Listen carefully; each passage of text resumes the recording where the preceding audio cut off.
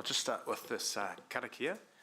He honori, he kororia ki te atua, mongorongo ki te whenua, whakaaro pai ki ngā tangata katoa, hanga e te atua, he nāko hau ki roto ki tēnā o mātou. Whakatongia tō wairua tapu, hei a whena, hei tohu tohu, i a mātou, hei a ko hoki i ngā kaupapa o tēnei hui. Thank you. We'll just start with apologies. There is a small list of apologies today, with apologies for absence from Mayor Southgate, Councillor Naidoo-Ralph, Councillor Hutt, Councillor Taylor and Councillor Van Alston, and we also have an apology for lateness from Deputy Mayor O'Leary. Thank you, Angela. Any others?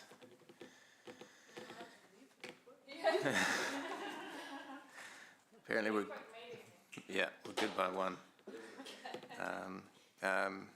Councillor Emma's asked for a quick meeting. Do we have a seconder? Good. I'll move that those apologies be received. Seconded, Councillor Sierra. Thank you. Confirmation of agenda as per. I'll move. Seconded, Councillor Ewan. Thank you. Sorry, was there any against? None carried. Any declarations of interest? None. No public forum? None. So far, so good. Confirmation of strategic growth minutes. Item 5. Do I have a mover? Thanks, Councillor Ewan. Seconded by Councillor Emma. Any questions? Debate? Those in favour? Any against? Carried unanimously. Thank you. And item 6, my chair's report.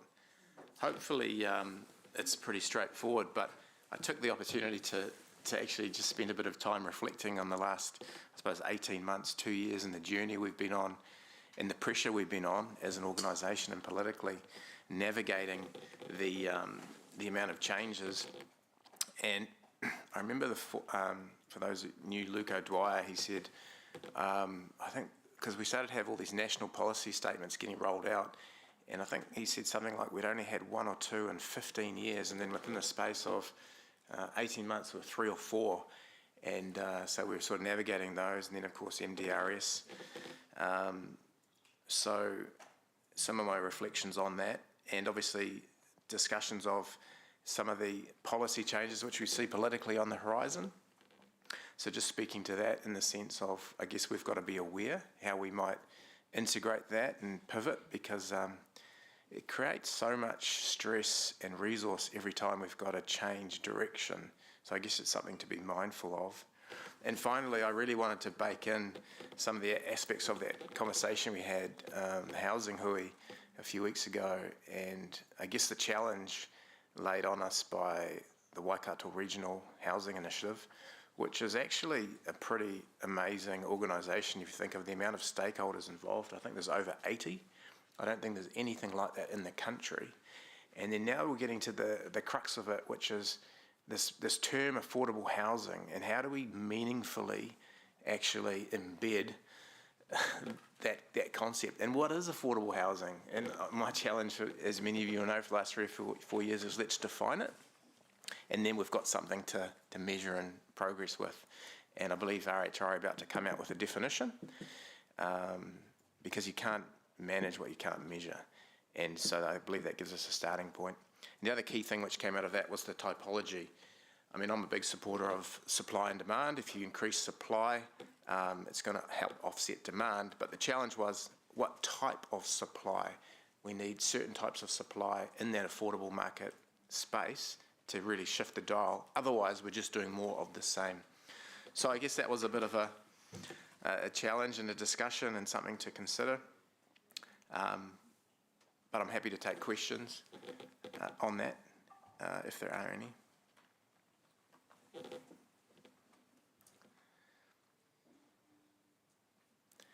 Otherwise, I'm happy to move it.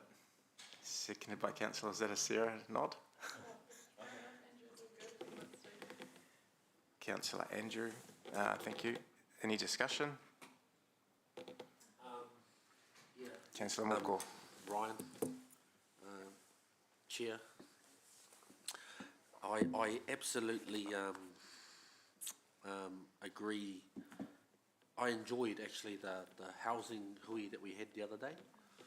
And I'm really, and I think I said this yesterday and I'll say it again today, I think we need to formulate some sort of action list or a program that holds all the different organisations accountable for what they're going to do.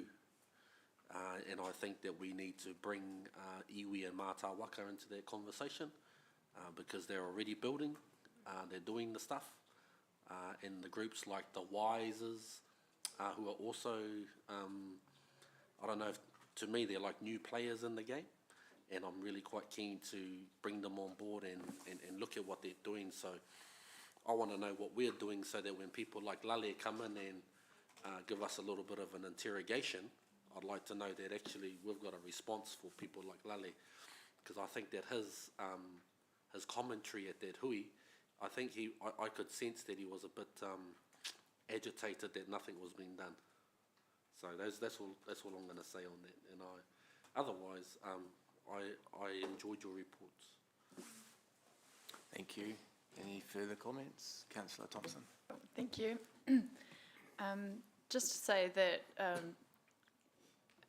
I am really excited by the shift in this organisation that I'm seeing towards a really big focus on getting affordable housing.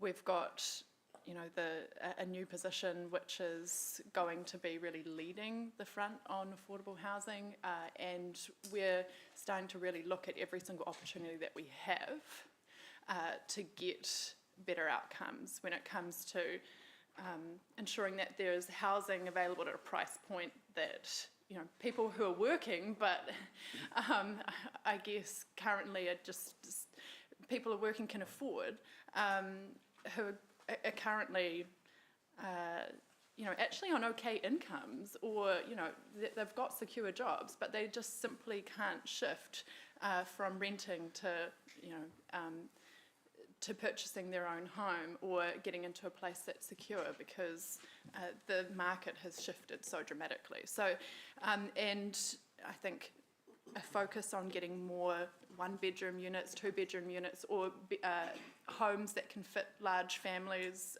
or multiple family units is really important as well.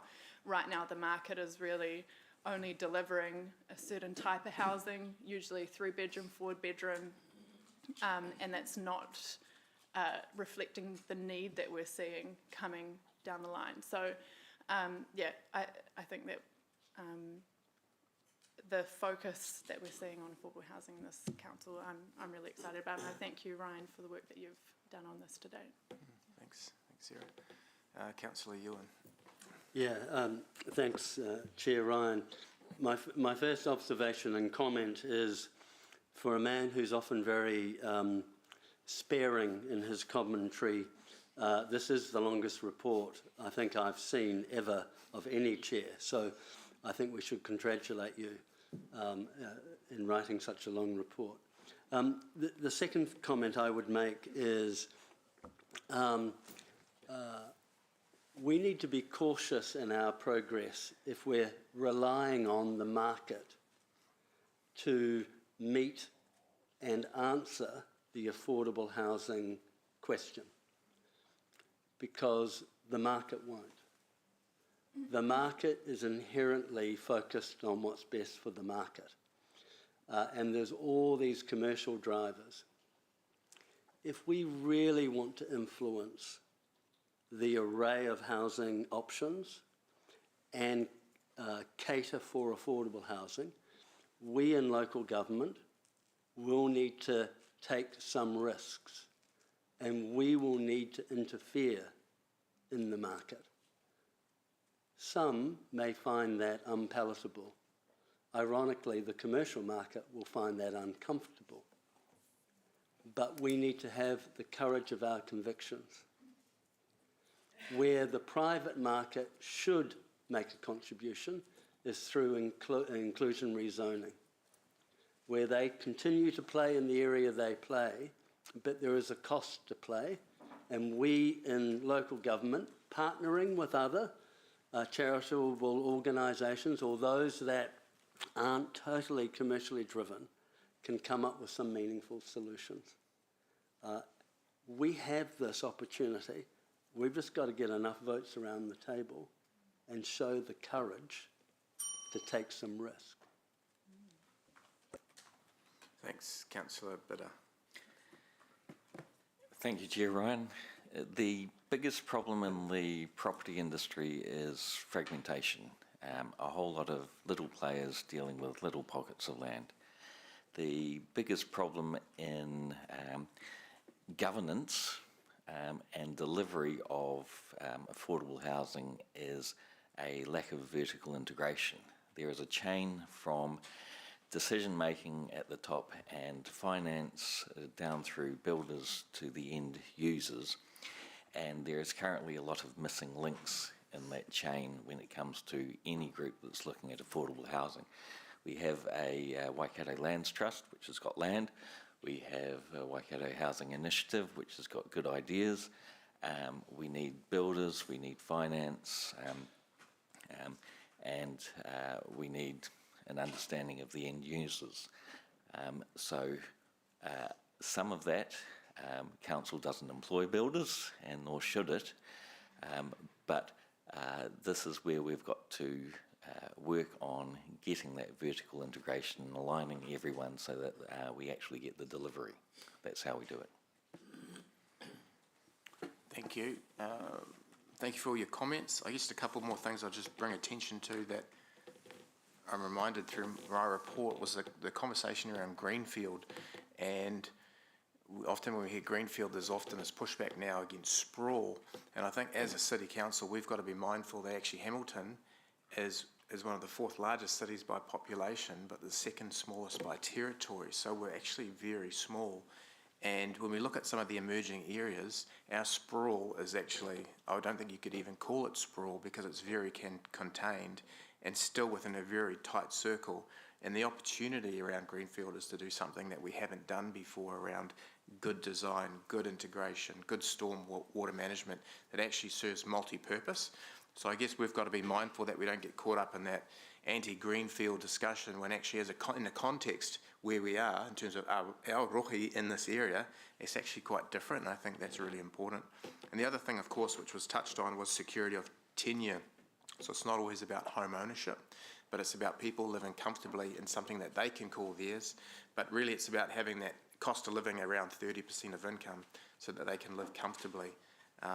So security of tenure is something else, and Councillor Andrew touched on the different players, whether it's a lands trust or an emerge that's providing secure rental or build to rent. There's all these different things, and we just have to ever keep mindful it's not black and white, but there's a spectrum, and we need to provide supply into those different elements of the spectrum. Thank you for your comments. We'll go to the vote on that, which is just to receive the report. It's been moved and seconded. Those in favour? Any against? None. Carried. Thank you. Item 7, General Manager's report. Thank you, Chair, and good morning, elected members. My report actually sort of builds on the conversation that's just been had through the Chair's report, and really just reflecting and setting the scene for our future growth decision making, particularly as we start to think about the 24 long-term plan and our role to shape that. And I guess I've been lucky enough in the last few months, and certainly in the last few weeks also, just to go and see some other cities. I was in Christchurch last week with Chair Ryan at Building Nations, and Hamilton and the Golden Triangle continues to be increasingly part of the rhetoric in terms of the opportunities and the potential for New Zealand. And Hamilton is increasingly being talked about in the context of New Zealand's future, and in a positive light. And I think we are being recognised as a great place to live and do business, and I guess the opportunity that presents itself for this committee and this council is how do we help shape that to realise that best potential? And I guess we do that through many committees. We've done a lot of thinking over the last few years, and we have a lot of strategies that we've worked on, and really now we're moving into implementation phase. And obviously right now the economic conditions are challenging, you all will see that, hear that. You'll hear about projects being potentially slowed, some companies, building companies, having to reduce staff numbers. But underlying that, the fundamentals for the city in this area remain strong. So what we're seeing right now is an economic cycle, strongly linked to inflation, interest rates, Reserve Bank. But if you look through that and look into the future, Hamilton's projections for growth remain strong.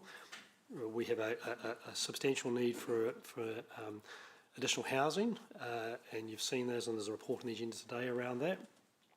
Population growth, housing, business need, and our partnerships with our neighbouring councils deliver the outcomes. And through our work and our strategies, we've identified a range of things that we want to think about. Nature in the city, environmental strategies, mode shift through MSP transport, our urban growth strategies, HUGs, and our work with Futureproof are just examples of those. So we have some tremendous opportunities, and the key for us is how we look through the current economic times and make sure that we are planning and more particularly investing for the future. And now is the time to really put that thinking into action and to represent that in the long-term plan. Today on the agenda, there are some items, both in open and public excluded, that talk to some of those. Innovative funding and financing tools, some of our partnerships, the work that we're doing, which will be represented and come through ultimately in our long-term plan discussions. So, elected members, I guess, really the key message to me is we've done a lot of good thinking, which has placed Hamilton in a really strong position to capitalise on that. We have some incredibly strong partnerships. We have a number of people in central government who are talking about and thinking about Hamilton. And I guess you're seeing political commentary from both sides of the I guess, parliamentary debate, exploring and testing solutions which will be highly applicable to our community and to those that we partner with in terms of iwi, central government and our neighbouring councils. So really, when you think about today's agenda, think of it in the context of the discussions that we will have in the next 12 months as we shape our 2024 long-term land and infrastructure strategy, which I think will be really quite defining to build on the work that we've done and to continue to place Hamilton in a great position to take us forward. So, thank you, Chair. Great preamble. Is there any questions for Blair? Councillor Anna and then Councillor Mark. Yeah, kia ora, Blair. Just a question, I guess, regarding I've just got a few questions with the Transport Working Group that you've highlighted in your report. Just in particular, I guess, the scheme optimisation part, I'm just looking at the P1, P2, P3, and thinking about how that, if that will be... Councillor Anna, sorry, what page are you on? You might be in a different... 27. Oh, that's in the strategic issues. Oh, is it not this one? You're too fast and furious Am I this too morning. fast? Oh, okay, sorry. I'll hold it. Can we come back to you on that? Where am I supposed to be? And Phil Hazeldine is in the audience, so is thinking about that now. So we'll cover that in good. strategic issues. Cool. Councillor Mark. Oh, thanks, Chair.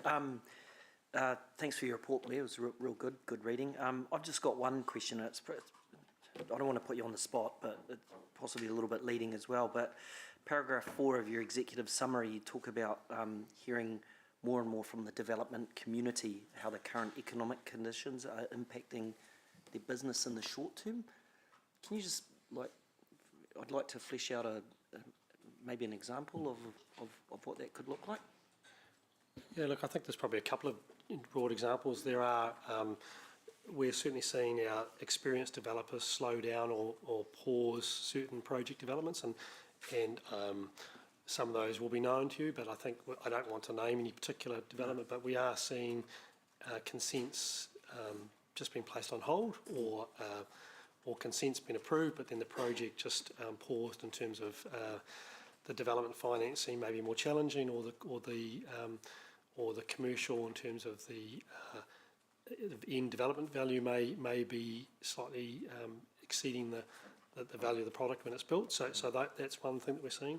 The other is that we're seeing developers, particularly in the greenfield space, work with council more to ask us to explore how we can take on more risk, or work with them to enable them to get titles where potentially we may have seen more work done previously, and we're having to just explore bonding and other arrangements to achieve that, Councillor Mark. So it is we're taking a very solution-focused approach, but we are seeing the need to share risk and to work with the development community more flexibly to help them achieve some of their milestones, but equally for us to flex some of our requirements within risk parameters to enable them to keep progressing. And this is ultimately to do with, I guess, just interest rates, inflationary costs, the trend which is probably moving towards brownfield purchases versus greenfield at the moment. And I think you've had commentary in other committees from Tiki who's talked about the economics of greenfield properties versus brownfield properties. So we're just seeing that manifest itself in development now. This is not unique to Hamilton. If you were to talk to Tauranga, Auckland, Queenstown, Christchurch, it's the same dynamic, and it's really just in relation to where we are in the economic cycle right now. And then, sorry, just a supplementary question. Are you seeing any new sort of aspirational type developers come to market, or is it the same, are we just, regurgitating the same guys getting bigger, or? We obviously have, we do have new developers talking with us, Yep. And they are big scale nationwide developers, which is encouraging. Yeah. And we can possibly speak to that more in the PX report, Yep. in particular. Yep. But equally, I think Hamilton does have some very big, very experienced, well-resourced developers, and they continue to work with us and are looking to the medium long term. So whilst they may be slowing down the short term, they are looking through and preparing themselves and laying the groundwork for that when the activity comes back. Awesome. Thanks, Blair. Thanks, Mark. Councillor Sierra. Thank you, Chair. Blair, just in terms of the, I guess, slowdown in development, I recall a comment made last term that the duplex policy that we had in the district plan helped to, in some ways, keep development going through the GFC and, I guess, a downturn, because it provided more opportunities for those smaller developments and things. So do you see that being an important consideration if we do continue to see a downturn? Look, I think there's no doubt that the brownfield development as a percentage of our total housing development is increasing quite substantially, and I think that's linked to your comment there. I would also note that the likes of Kāinga Ora have a very big development program over the next 12 to 24 months, which I think will underpin a lot of brownfield development and some greenfield development in and around Hamilton. So yes, it's important. It's important that we do continue to provide opportunities for the market to deliver product.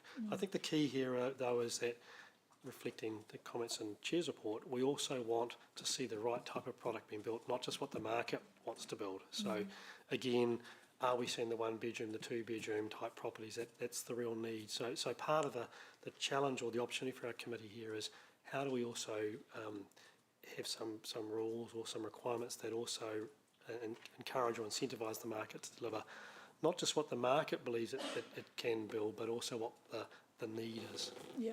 And that's the nuance of the future.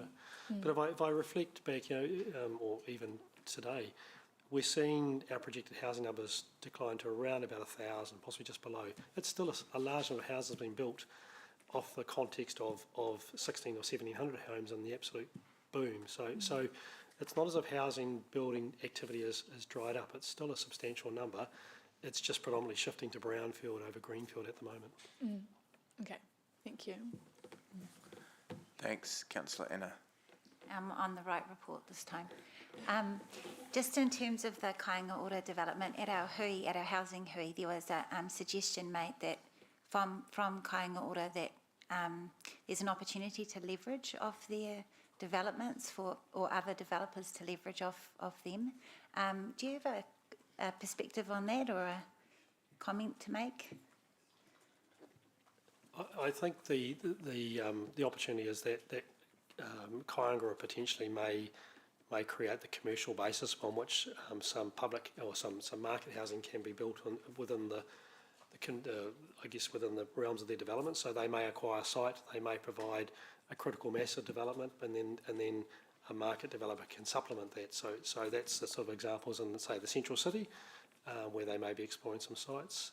So it's definitely something that we are talking with Mark Rawson about, and I guess Kāinga Ora themselves see that they only can provide a certain percentage of housing stock to the market, so they are looking for developers to partner with them in those situations to create that critical mass together. Cool, thank you. Awesome, thank you. So it's just to receive the report. Moved by Councillor Sarah, seconded by Councillor Mark.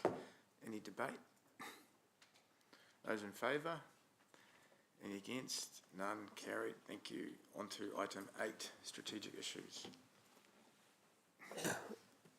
Thank you, and I would invite, I think Mark, you are first up on the land use planning side.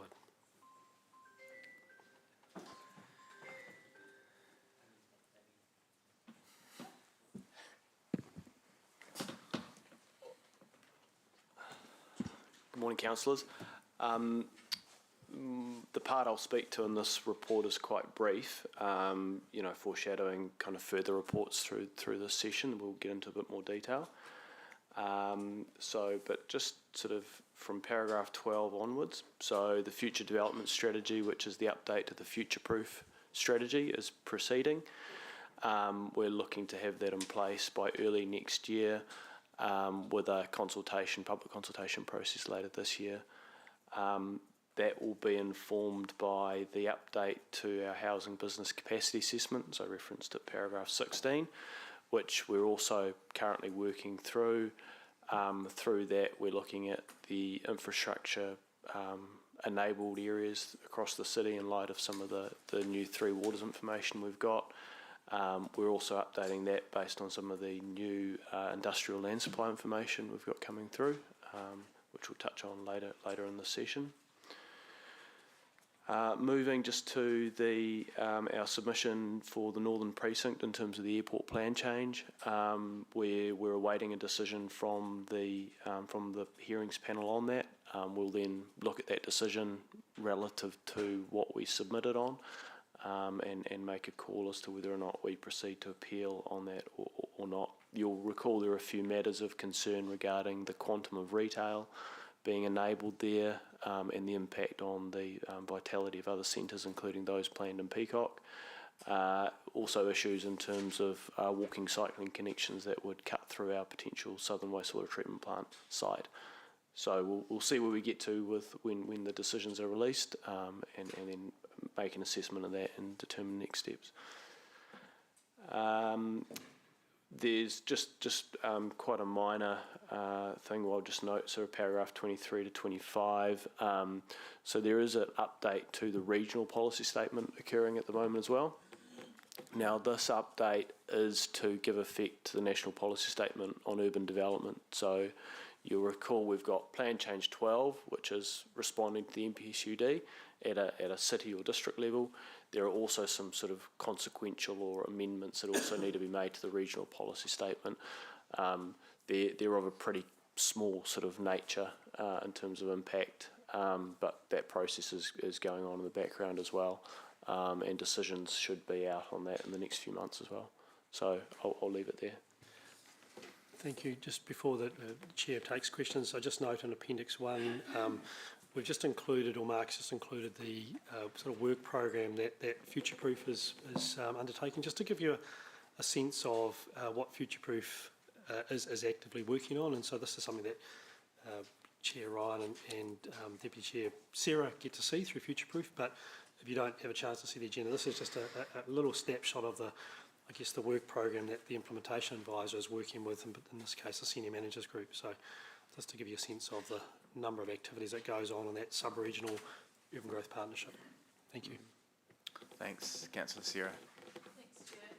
Mark, I was just interested in the Housing and Business Development Capacity Assessment, the HBA.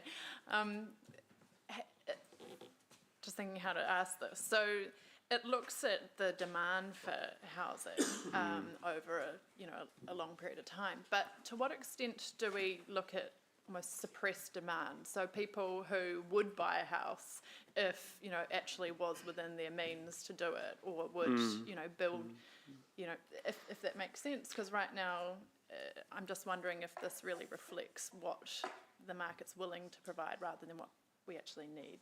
So we look at the report or assessment looks at price points in the market in terms of what where the demand is sitting with regards to price point and the price point at which new stock is coming to market. So in our housing session we had a few weeks back, I think I sort of alluded to some of this data in our previous 2021 reporting that shows, unsurprisingly, a significant shortfall in those lower price bands, but yet quite significant demand, which I think is really picking up your point there.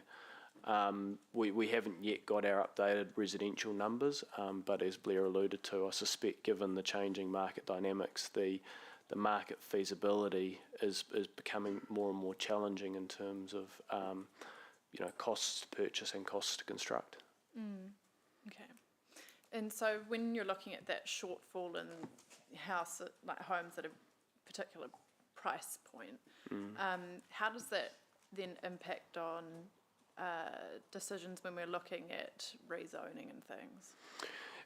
So at this stage, we don't have any sort of blanket provisions in the district plan that require certain for example, numbers of rooms split within developments, but that's certainly something we could look at in future in terms of ensuring that mix of housing type to meet the market demand, because as we've heard, there's certainly a shortfall in the sort of 1 to 2 bedroom space within the market, and then a bit of a gap, 5 bedrooms or more as well. But I think we need to understand the market drivers for that, in terms of the feasibility around delivering those different typologies or different sizes of dwelling. Thank you. Can I just maybe add to the housing business report is actually quite an important piece of evidence which will inform updates to future-proof and equally some reports in our public included part of the agenda today. So just wearing your governance hat, in conversations with your colleagues from other councils in the sub-region and the regional council, it's important that you potentially just help them understand the nuances. So it's okay to say there's land available for development in the city, but is the land that's available for development delivering the outcomes, or can you get inclusionary zoning? Can you get inclusionary zoning outcomes from those, or do you need some new land to create that? Exactly what you've sought there, Sarah, the competition. So there's a theory and then there's practice, and I guess in our organisation we operate on the practical end and we're at the coalface, and it's useful for your conversations with your colleagues just to reinforce again that there are market dynamics and practical things that are occurring. So you can't just look at this exercise purely from a theoretical perspective and say there's enough land there, we don't need any more land, or there's enough type of land available, the market will deliver it. We know that actually we need some other tools and we need some other interventions to influence the market. So this is one piece of evidence, but it needs to be read in the context of also, as Mark has said, what is actually going on in the market and how do we also change and influence market behaviour. If I could just add to that through the chair, I think the other thing is that so the HBA is a relatively new thing. It came about in about 2016 through the National Policy Statement. So this will be our third iteration of it. And what I'd say is that across the country, the cadence or the maturity in terms of this reporting is getting better and better. So this time round, we will be taking more account of the infrastructure capacity, more so than we've done in the past. And that will provide us a far more better informed analysis of where we're actually sitting. Previously, we've assumed largely that a lot of the infill areas are infrastructure ready. And as we're getting better and better data, we're able to better refine those numbers. So, yeah. Thanks, Councillor Andrew. Thank you, Chair Ryan. Mark, can you give me your best guess as to when Plan Change 12 will be operative? So at the moment, Plan Change 12 decision-making timeframes are 31 March 2024. So we are, at this point, legally required to have decisions by that point. And working back from there, as you'll be aware, the process is slightly different. The independent hearing panel, instead of making a decision, has to provide recommendations through to this council to then make decisions on. Thank you. Blair, sorry, Mark, could you just expand on also the fact that we're looking later in this agenda to defer that? Does that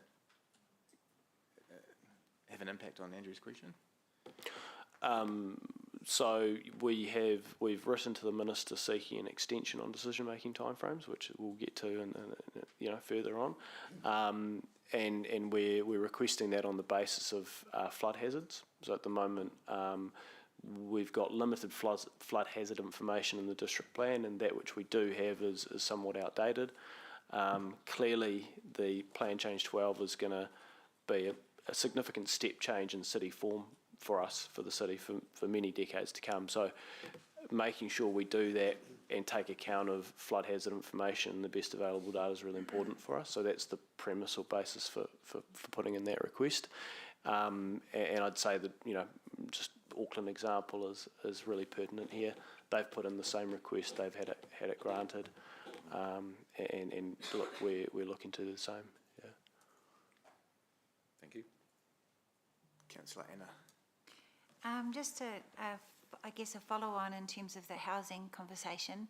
I'm assuming I'm allowed to go forward to the Peacocks plan. Okay, cool. We'll come to the Peacocks one Later. Yeah. Okay, so Yeah, just take don't the ask section. you that question. Okay, cool. Thank you. Fantastic. So does that close out that section? It does. Cool. Thank you. Want to come forward, please, and talk about MSP transport? And Councillor Anna, this is where your earlier questions are relevant.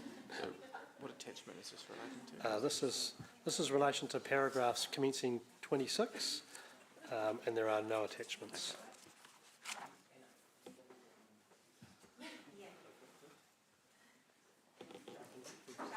Sorry. Okay, kia ora everyone. Very similar report to what you saw last time. We're still very much in a scoping and procurement space right now. The summary that I've given you in the table is really just some of the bare bones of the core of the pieces of work that we're trying to develop and procure right now, which is basically taking the programme level work from last year into those next sort of funding and investigation stages. Happy to take questions. Councillor Anna. This is Kia your ora. moment. This is my moment, yep. So no, just a quick question around the Infrastructure Acceleration Fund work on Anglesey Street. I just don't know what that is. Is that bus lanes? Could well be, yeah. So I think what we tried to do is that piece of work is developed out of an application from last year, which was separate to all the Metro Spatial Plan work that was done by some of my colleagues. But the transport focus of trying to see what we can enable in Anglesey Street to enable some of the housing outcomes and other things that we want to get down there is obviously very related to the transport planning work, the Metro Spatial Plan work, Access Hamilton, all those sorts of things. So we've basically tried to align that piece of work with the further investigations on the bus rapid transit system that fell out of the MSP work from last year. It just makes sense to do that. So we're combining the scopes and the procurement exercise, and we just need to be sort of quite nuanced with the programme so that we make sure that we deliver on the IAF outcomes, which are slightly different than the MSP reporting lines. Right. So we're trying to be smart, but essentially bus lanes, focus on active modes. Yeah. Yes, absolutely. Cool. Awesome, thank you. And just back to I mentioned when I tried before, P1, P2, P3.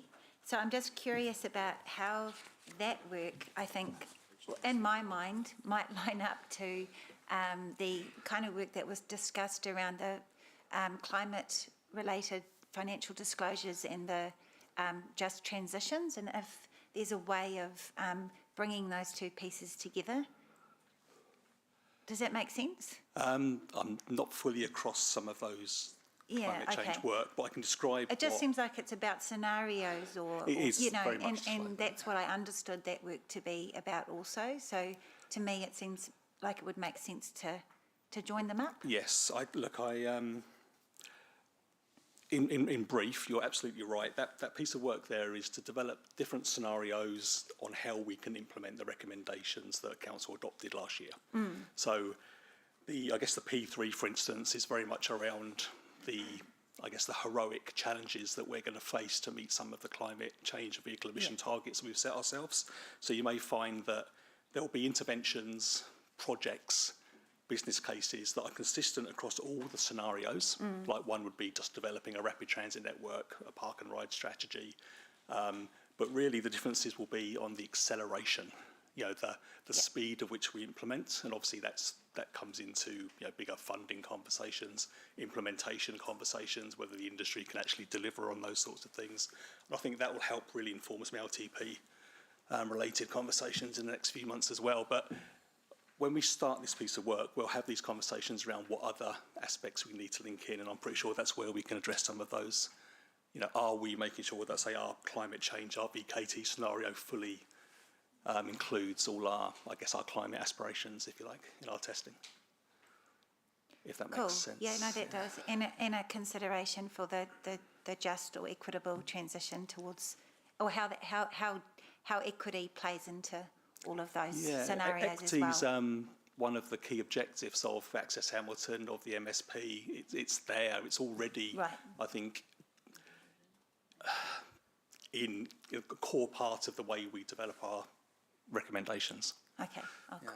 Thank you. And just a last question on the freight study. I was involved in some work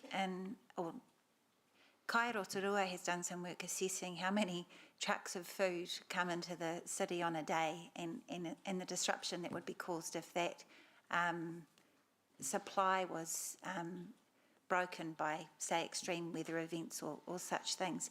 I guess I'm interested in the freight study as to what is the freight, and is that part of the study, or is it just simply these trucks are coming in and going out, or it's not about the actual freight, what's in the trucks? We'll be collecting a lot of data. Yeah.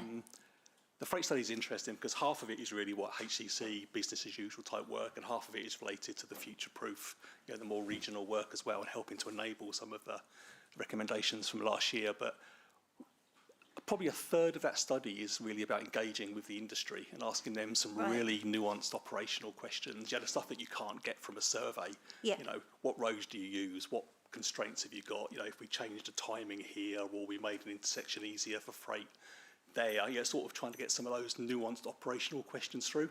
And one of those will be around, what are you actually carrying, and what does that give is there something we're missing type question. Yeah, so, just a we will be concern collecting lots of for data. our resilience into the future, so wanting to understand.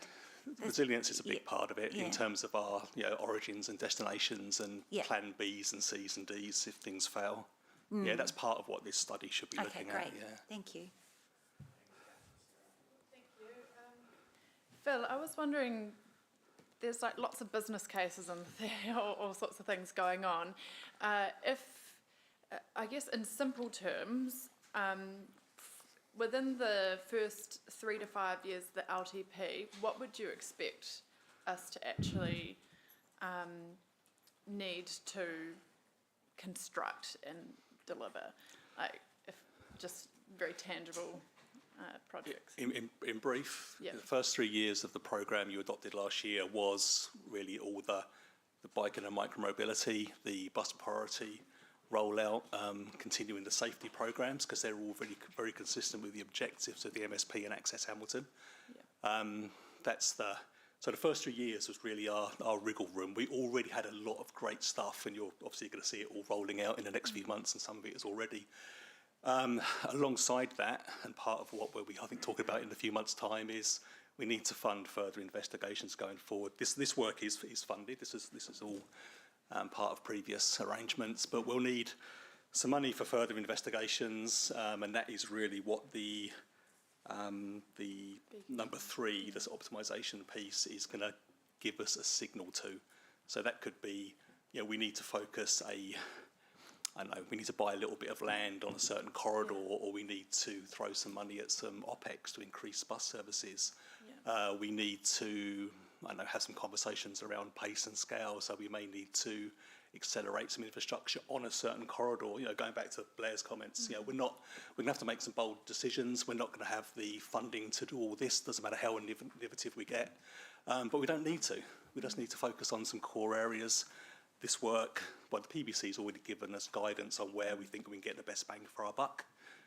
This other work will help solidify that and put some sequencing around it and bring in the land use, bring in the connections, the water constraints issue to say maybe plan A isn't the best one, but we've got a plan B and a plan C here. So that work will need to be funded. Okay, and I've seen, say, Christchurch has like a little 2-pager or 3-pager which kind of says this is what we're actually talking about when we talk about bus rapid transit and mass transit and stuff. And I'm really keen for us to actually have some visualizations. It can be an artist's impression. We're very clear that it's not, actual design, but to enable people to actually see what is being planned here, what we are talking about, in a really tangible, visual way.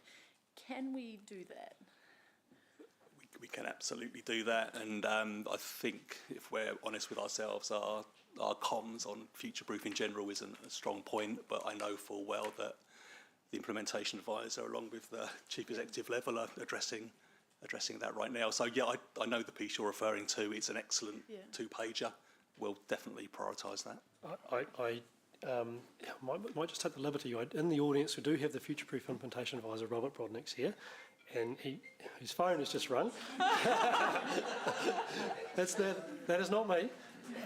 But I just wonder whether, Robert, you might just want to touch on that. Future-proof has just engaged a comms. Do you want to maybe just come to the microphone just quickly?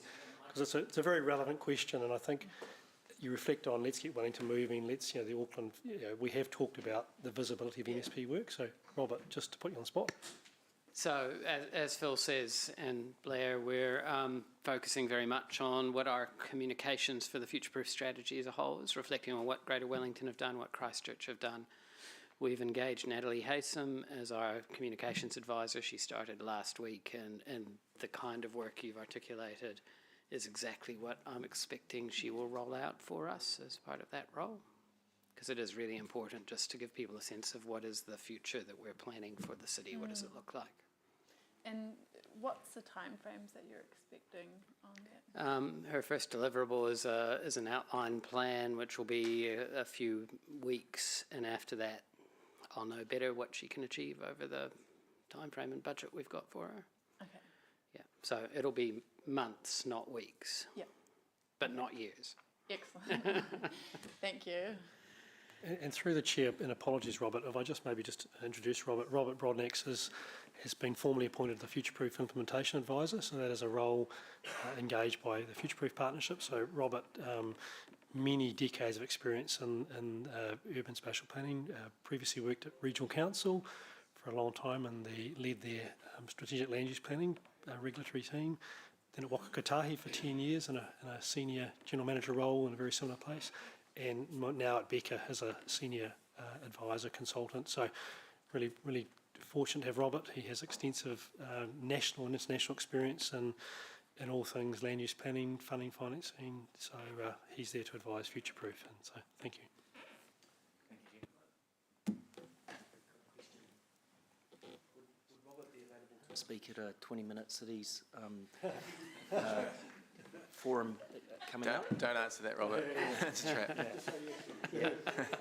Well, could we have a look at those visuals? All right, thanks for that helpful contribution, Mark Donovan.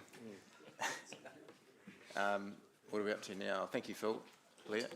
We have Jackie Collier.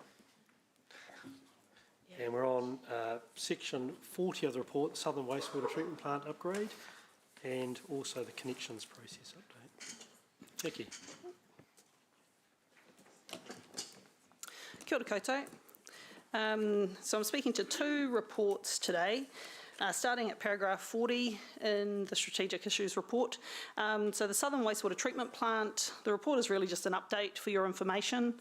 The key matter that I'd like to bring your attention to relates to, I guess, the funding challenges that Blair raised earlier. In the report, on paragraphs 51 and 52 is presented our initial thinking around how we might address the funding gap, and in particular applying to the DIA for oversight approval and then recommending that Council debt fund the pre-implementation work. Now, with the uncertainty around Three Waters reforms and the changes to the timing of the Three Waters reforms, that option might not be appropriate or viable. So a funding solution is required to support the completion of the planning phases of the project over the next 2 years. The figures that are in the report are the amounts that were put forward to the DIA. Over the last week or so, we've started to have a look at how we might smooth out or reduce that funding gap to make internally funded solutions possible.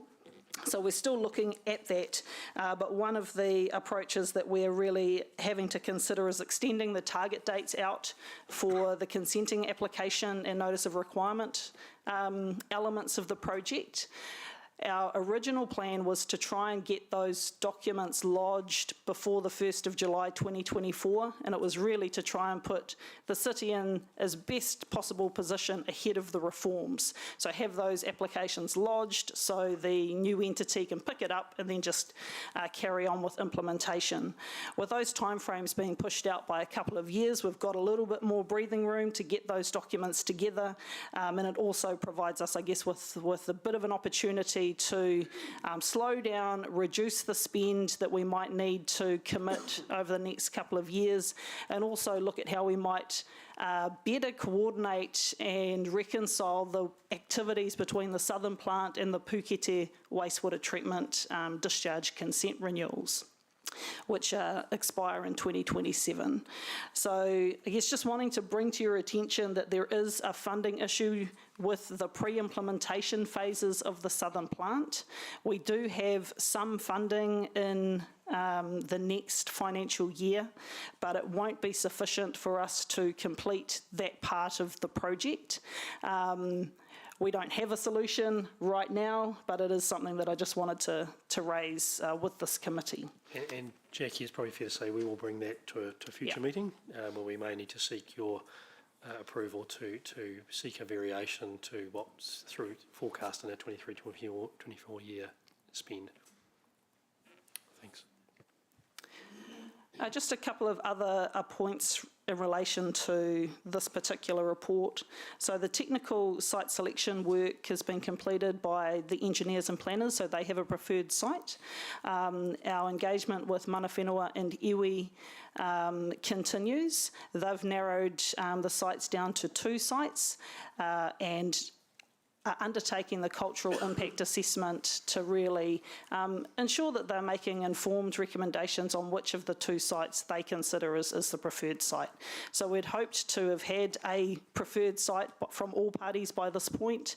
Our Mana Whenua and iwi partners aren't at that point right now, so we're giving them the time that they need to really work through the mahi that they need to land on that. Just quickly pointing to the section 45 to 47. The Cambridge discharge consent applications are being processed. We've had feedback from Waipa District on our submission points. One of those they've accepted, which is just rewording or including some provisions around notification of spills from that plant because of the potential impact it might have on our water tank. There are a couple of submission points that they haven't accepted, largely in relation to having a consent condition that commits them to sub-regional collaboration. They're not comfortable with having that as a condition of their consent, and also the frequency of their technological review elements of their consent. So we'd wanted those reviews to happen more frequently, and they're not willing to accept where we would like them to go. So there's some discussions that need to happen there. Thanks, Jackie. Is there any questions for Jackie on that? But it may be better for the funding and financing, but it was just, there's a big number in there around the wastewater treatment plant by 2031. Is that something where we can consider an IFF where it has clear beneficiaries, or is it not? Yeah, is that a candidate for IFF? Maybe can I just park that till the item that's coming up next from Greg? No. But to the question that you asked, Phil, around, do we have a clear idea of the projects that we need in the Three Waters space? Through the work that we've done to inform the DIA investment program, we do have an idea of what we need. We've got the content of 2 pages for each of the waters, which we hope to present to you as you start your workshopping around the LTP. And I know that waters are currently outside of your remit for the LTP, but we do want to just scope up and let you know in a little bit more detail where our thinking is and the scale of the challenge that faces the city, irrespective of who's responsible for water services delivery. And that does include the treatment plant, not just the southern plant, but the significant investment that's needed at Puketi. Thank you. Are we now on to, is it connections while you're here, Jackie? Yep. So we had hoped to bring a much more substantive standalone report to you on the connections approval process.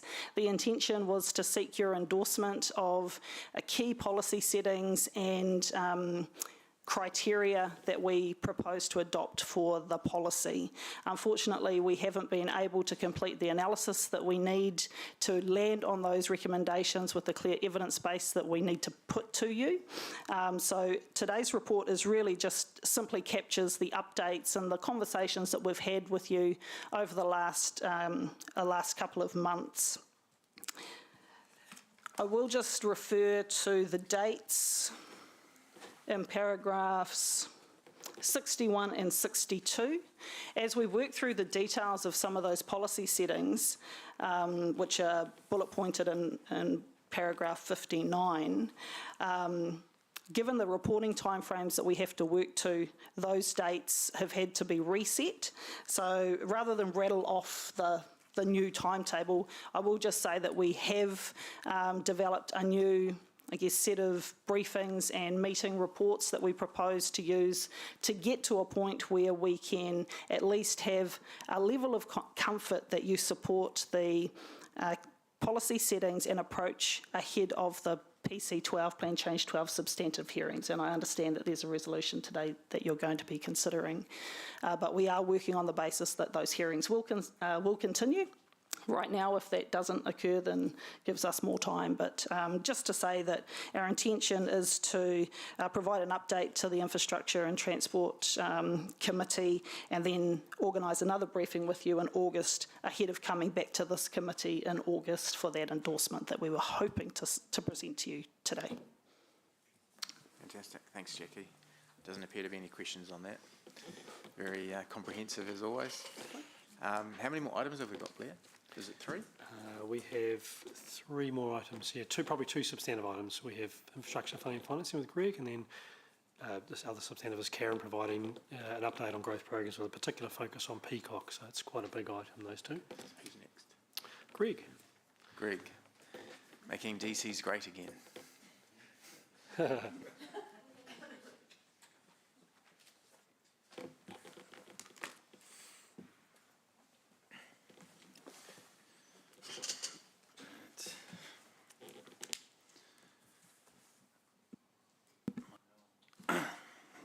Good morning, Chair and Councillors.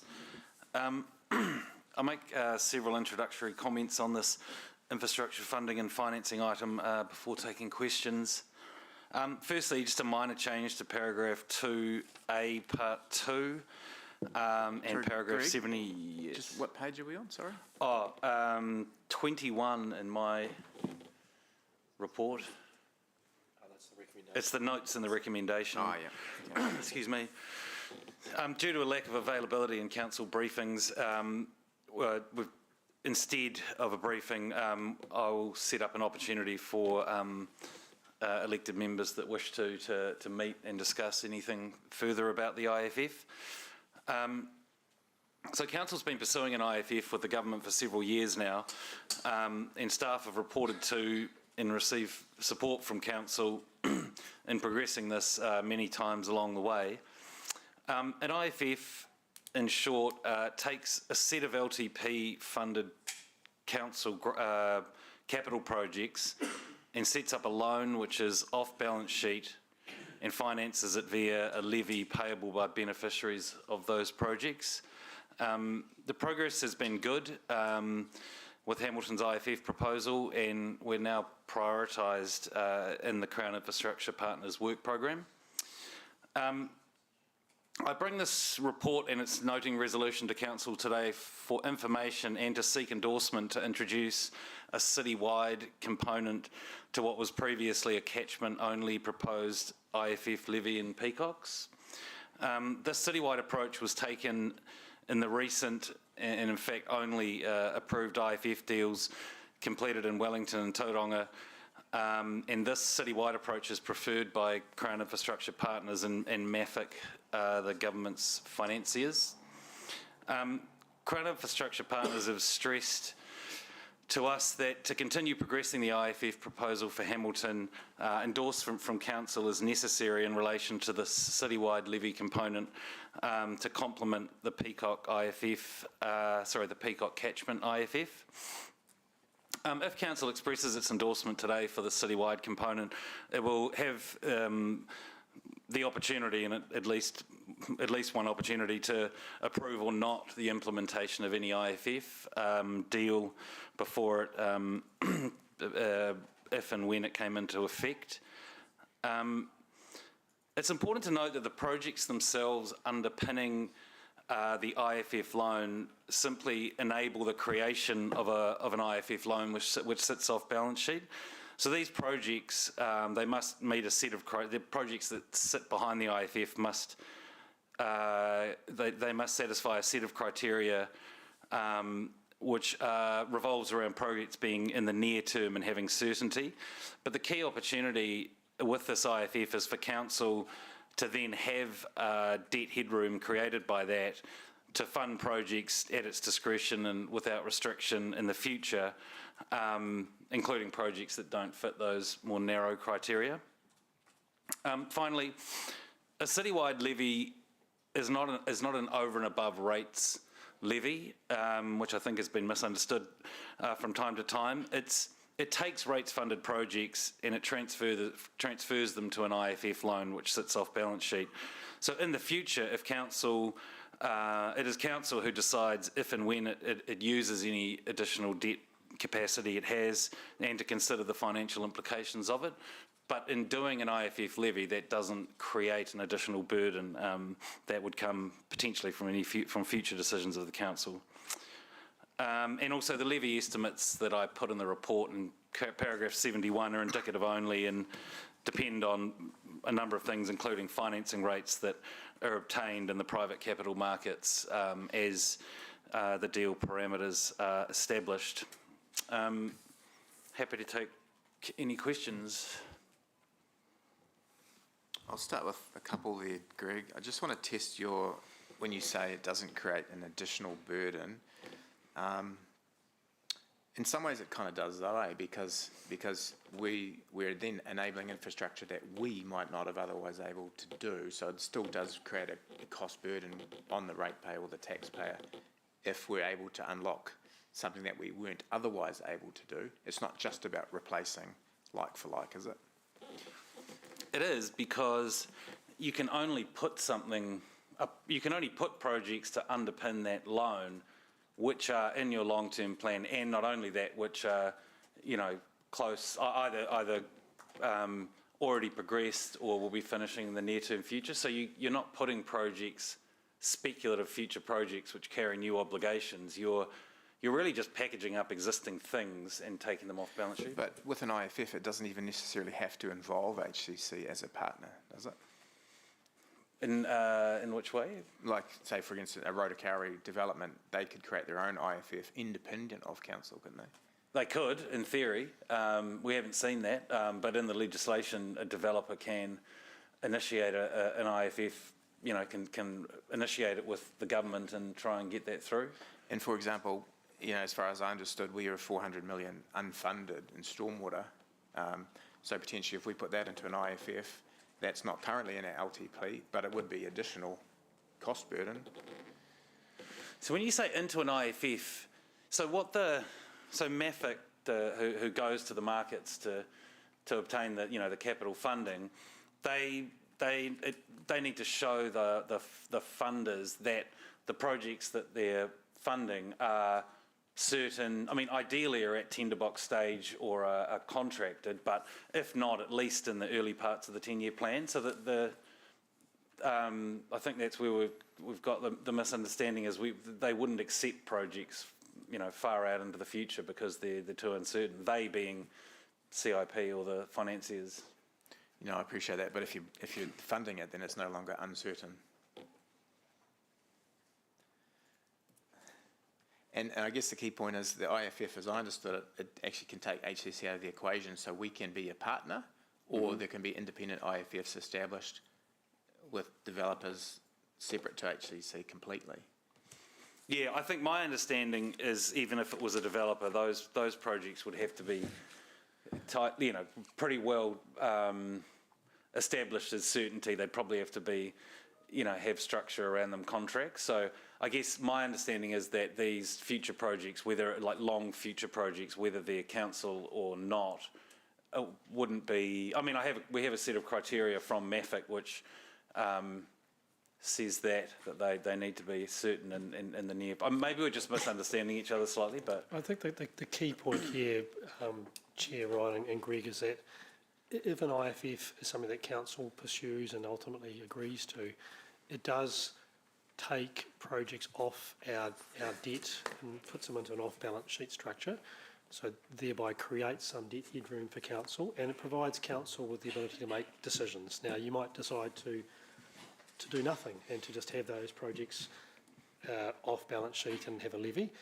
but council could also choose to utilise that debt headroom to bring other projects in, and that's I guess the intention of the IFF was to help advance infrastructure to enable more land for housing and businesses to be supported. That was the intention. So I think quite correctly, as Greg's described, there are future decisions that council would make if indeed they pursued an IFF structure. The first thing is, are you interested in council investigating this? If the answer is yes, then there'll be multiple, there'll be chances to talk about this again, and there'll be a decision point. Then the second thing is, if council did in fact enter the scheme and debt headroom was created, what do you do with that? And that's a decision that also is to be made in the Greg at the time. Do you advance projects? Do you add new projects in? Do you do nothing? And that is the advantage of the IFF. The final comment I'd make is that ultimately someone still has to pay. So affordability is a consideration here. So even with an IFF, there's still a levy that the community has to pay, and that's a consideration, isn't it, Greg? That ultimately the community as a whole is still paying either the council through DCs, through rates, or through a levy. So there is an assessment around affordability as well. Okay, thanks, Councillor Wilson. Yeah, thanks, Chair. I have a couple of questions as I try to get my head around the move from an IFF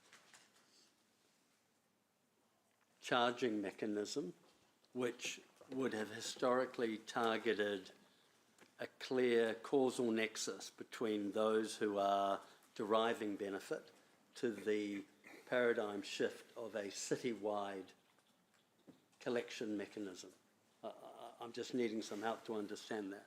So in your report you talked about, well, in the greenfield scenario where either the city or a developer says we're going to develop this greenfield area and we're going to need to put all this infrastructure in play, we create an IFF, and for those people living in those houses for the next 20 years, they get an extra $1,500 a year rate on top of their normal rates to pay for that infrastructure.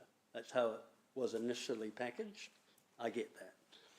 Now what we're saying is, in addition to that, or are we saying in addition to that, we see...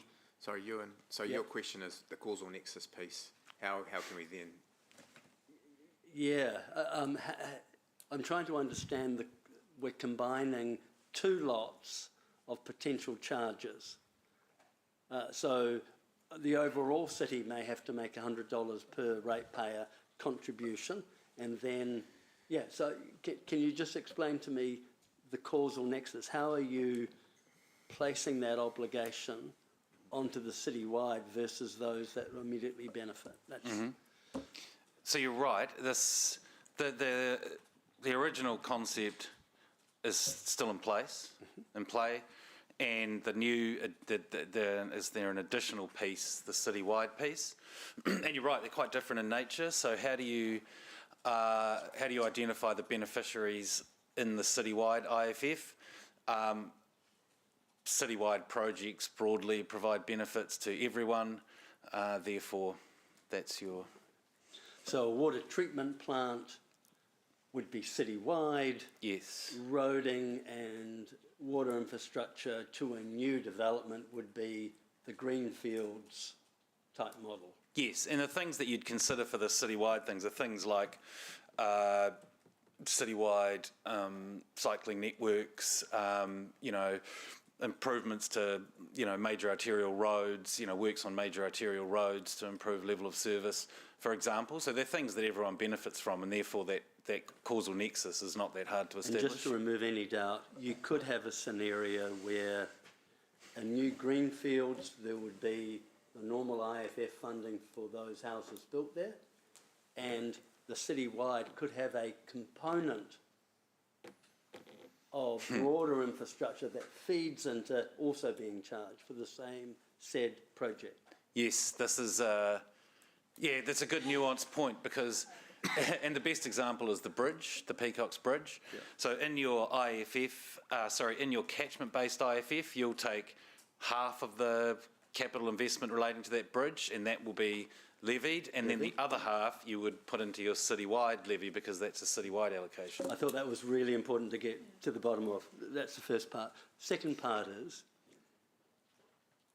in addition to both potential levies, we as council would also be charging, in theory, DCs.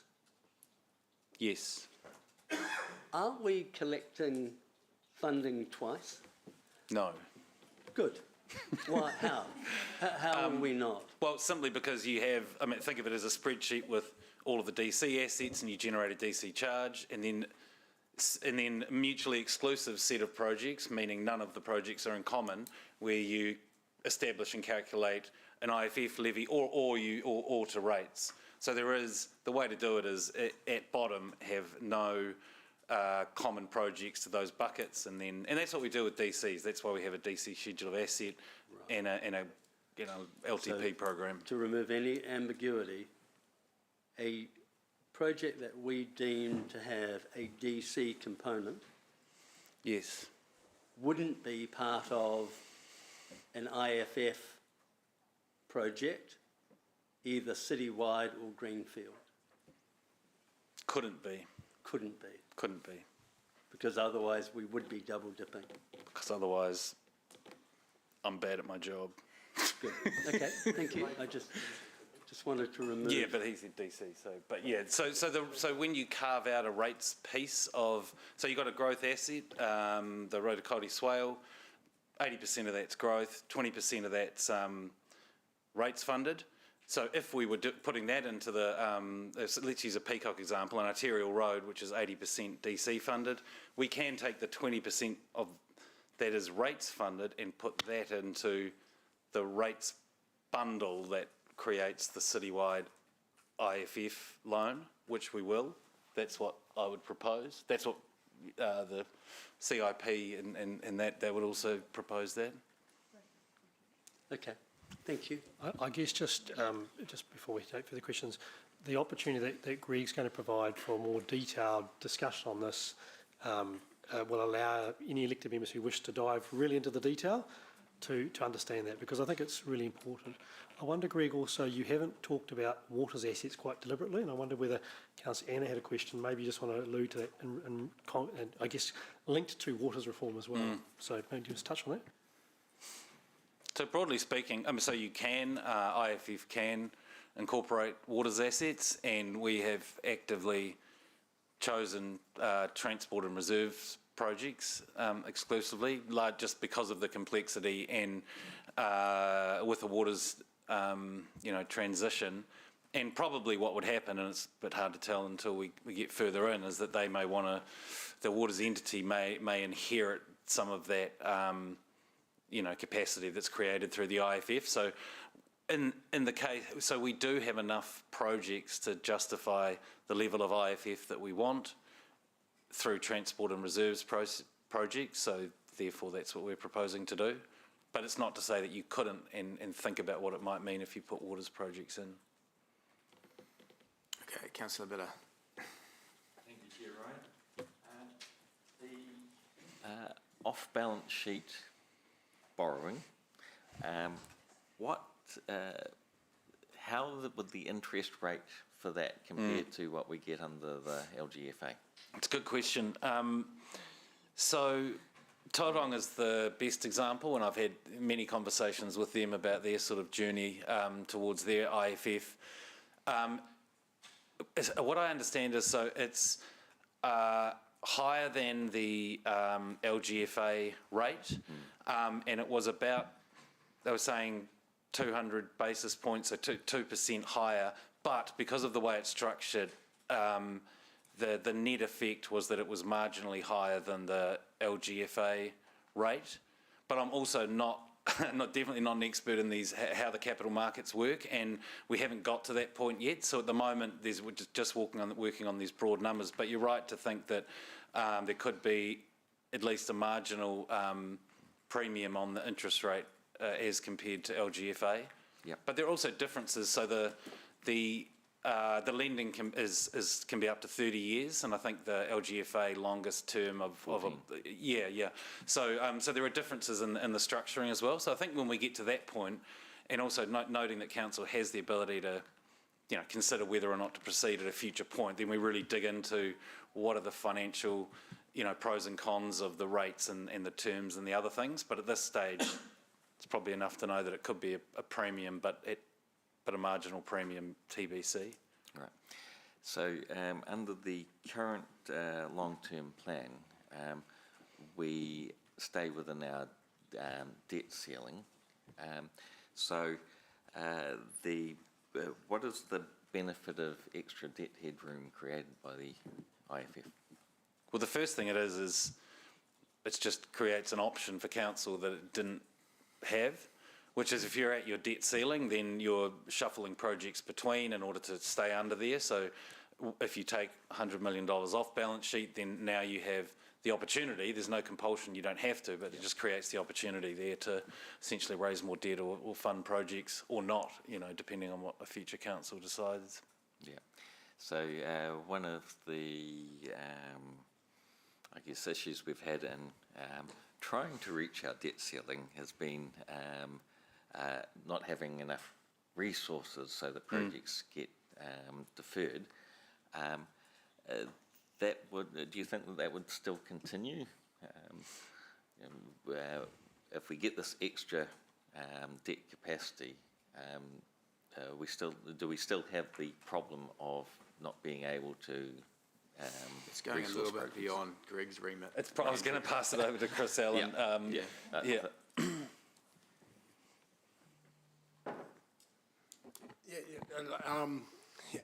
how do I answer that? I think ultimately the answer sits with elected members, to be fair. but it's about a delivery question, our ability to deliver. I think you should have confidence we can deliver. It's just gearing up to deliver. The delivery at the moment is rolling, and the momentum is really good. We are getting through our projects really well at the moment, so I'd be confident that we can spend it. Right.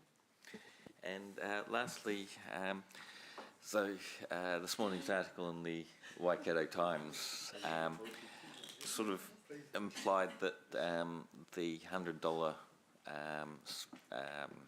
charge to all ratepayers was going to happen.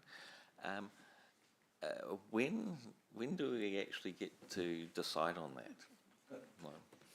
Well, it's a good question. Again, it is a long process with these, we have the government, Crown Infrastructure Partners, MAFIC, etc. The optimistic idea is to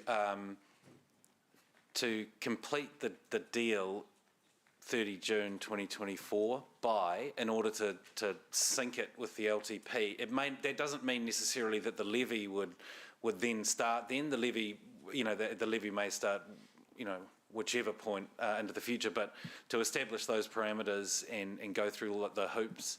And we're just saying that that's just sort of with Crown Infrastructure Partners and MAFIT, that's the date, because also what it allows us to do if we're on that time frame is, as part of your LTP consultation, is to go out and seek the public's opinion on what the financial implications might be of doing that, and have that really robust process. And it will also allow us to confirm LTP capital projects that might be bundled into that, the bundle of sticks that you ultimately create the loan against. So that will be my preference. I think that's the smartest, most efficient way to do it, and it just relies on getting everything done in time to do it.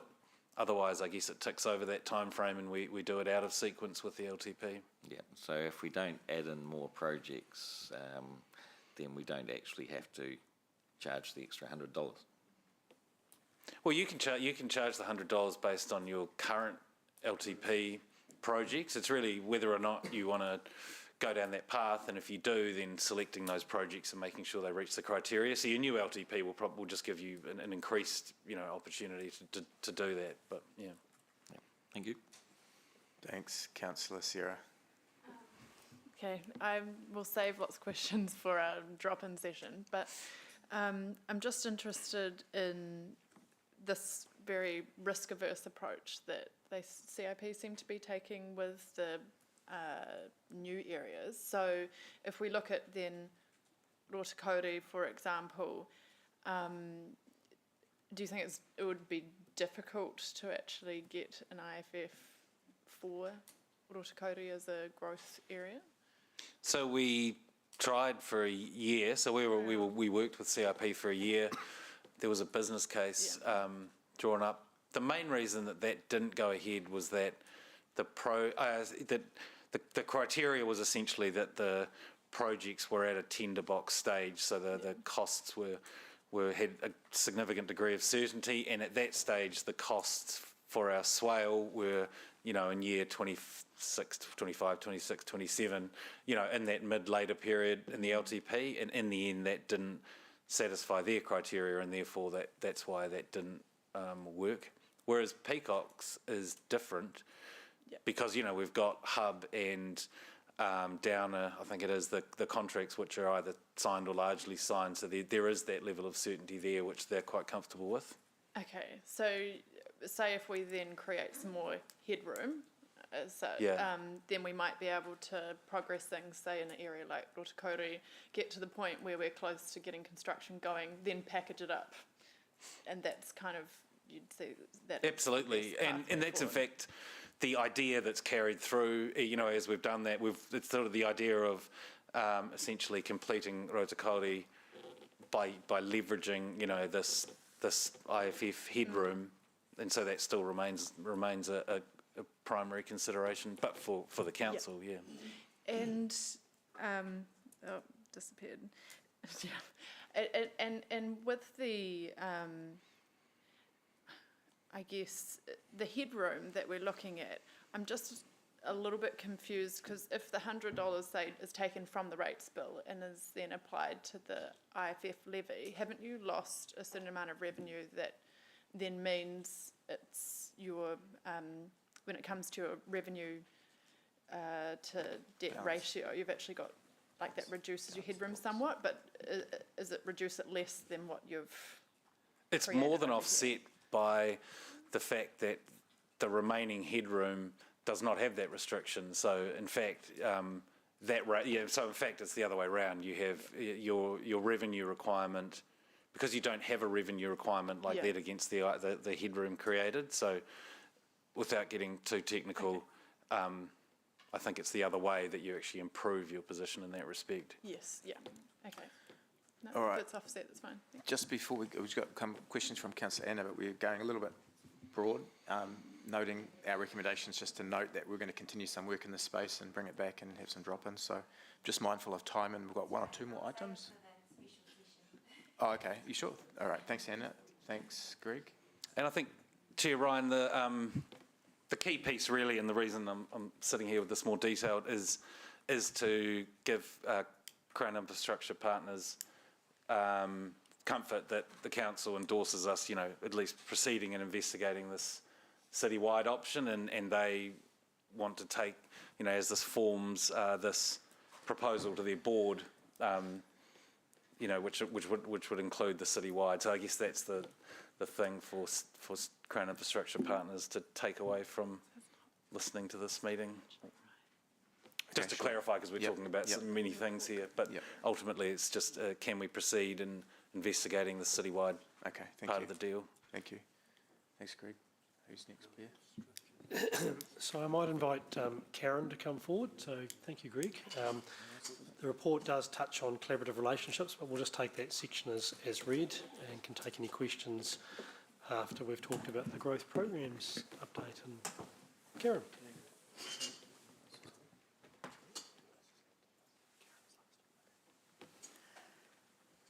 Right, kia ora koutou, everybody.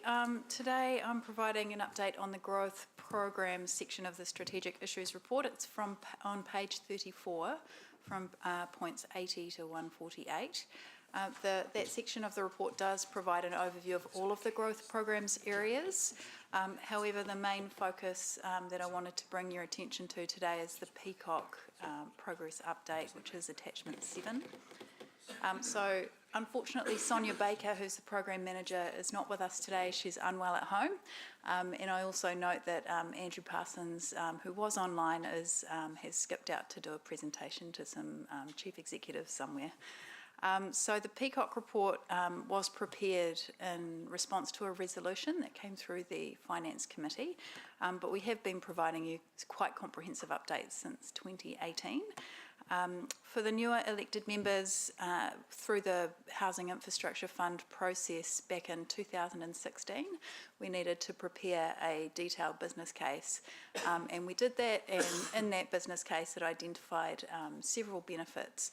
And so the report that we've prepared sort of reports back on how we're tracking against those benefits, noting that Peacock has a number of other really cool wellbeing benefits and outcomes as well. In summary, Peacock's on track to becoming an attractive and sustainable community for 20,000 people.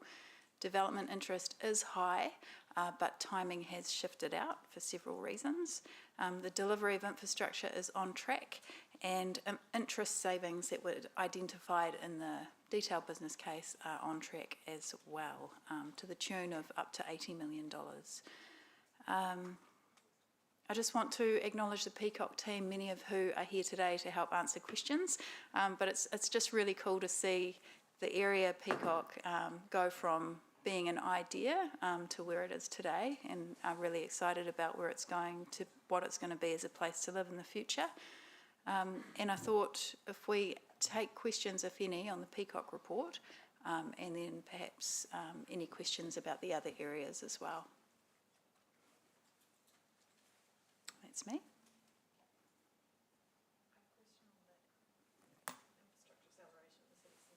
Councillor Sarah, there you go. Karen, I was just wondering with in terms of the Infrastructure Acceleration Fund and the City Centre program, we have obviously had a bit of a snag with the Sonning car park potential development. I don't know if it needs, what are we looking at in terms of other options to provide, meet the requirements around providing a certain amount of housing within that specified timeframe? Okay, I might just invite Tilly Murcott to just jump up to the microphone there and provide a response. Tilly works really closely with the developers and oversees the housing outcomes agreements. Kia ora, good morning. So in relation to the Hamilton City Council housing outcome agreement, so I think, last time I was kind of talking around the Sonning site, and the developer had previously withdrawn from that site, but there's still further ongoing options and considerations in terms of what that looks like. There's been some updates that have gone, probably those updates around Sonning and the kind of housing surrounding that probably has gone through more in the Municipal Endowment Fund Advisory Group discussions and Economic Development Committee discussions.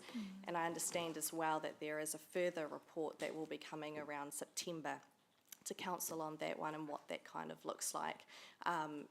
There's no other, I guess, probably options or updates really like at this point in time that staff are considering. Okay. Just to further that as well, it's worth noting that there are also other developers that have shown some interest in the central city outside of those with the housing agreements. So we're working with those as well. Okay. Because I think it's really important that we, you know, in terms of demonstrating our ability to deliver on this, I'm just wondering if we could have some more reporting or urgency around discussing, I guess, options available to council in terms of making sure that any shortfall is addressed, if that makes sense. Yep.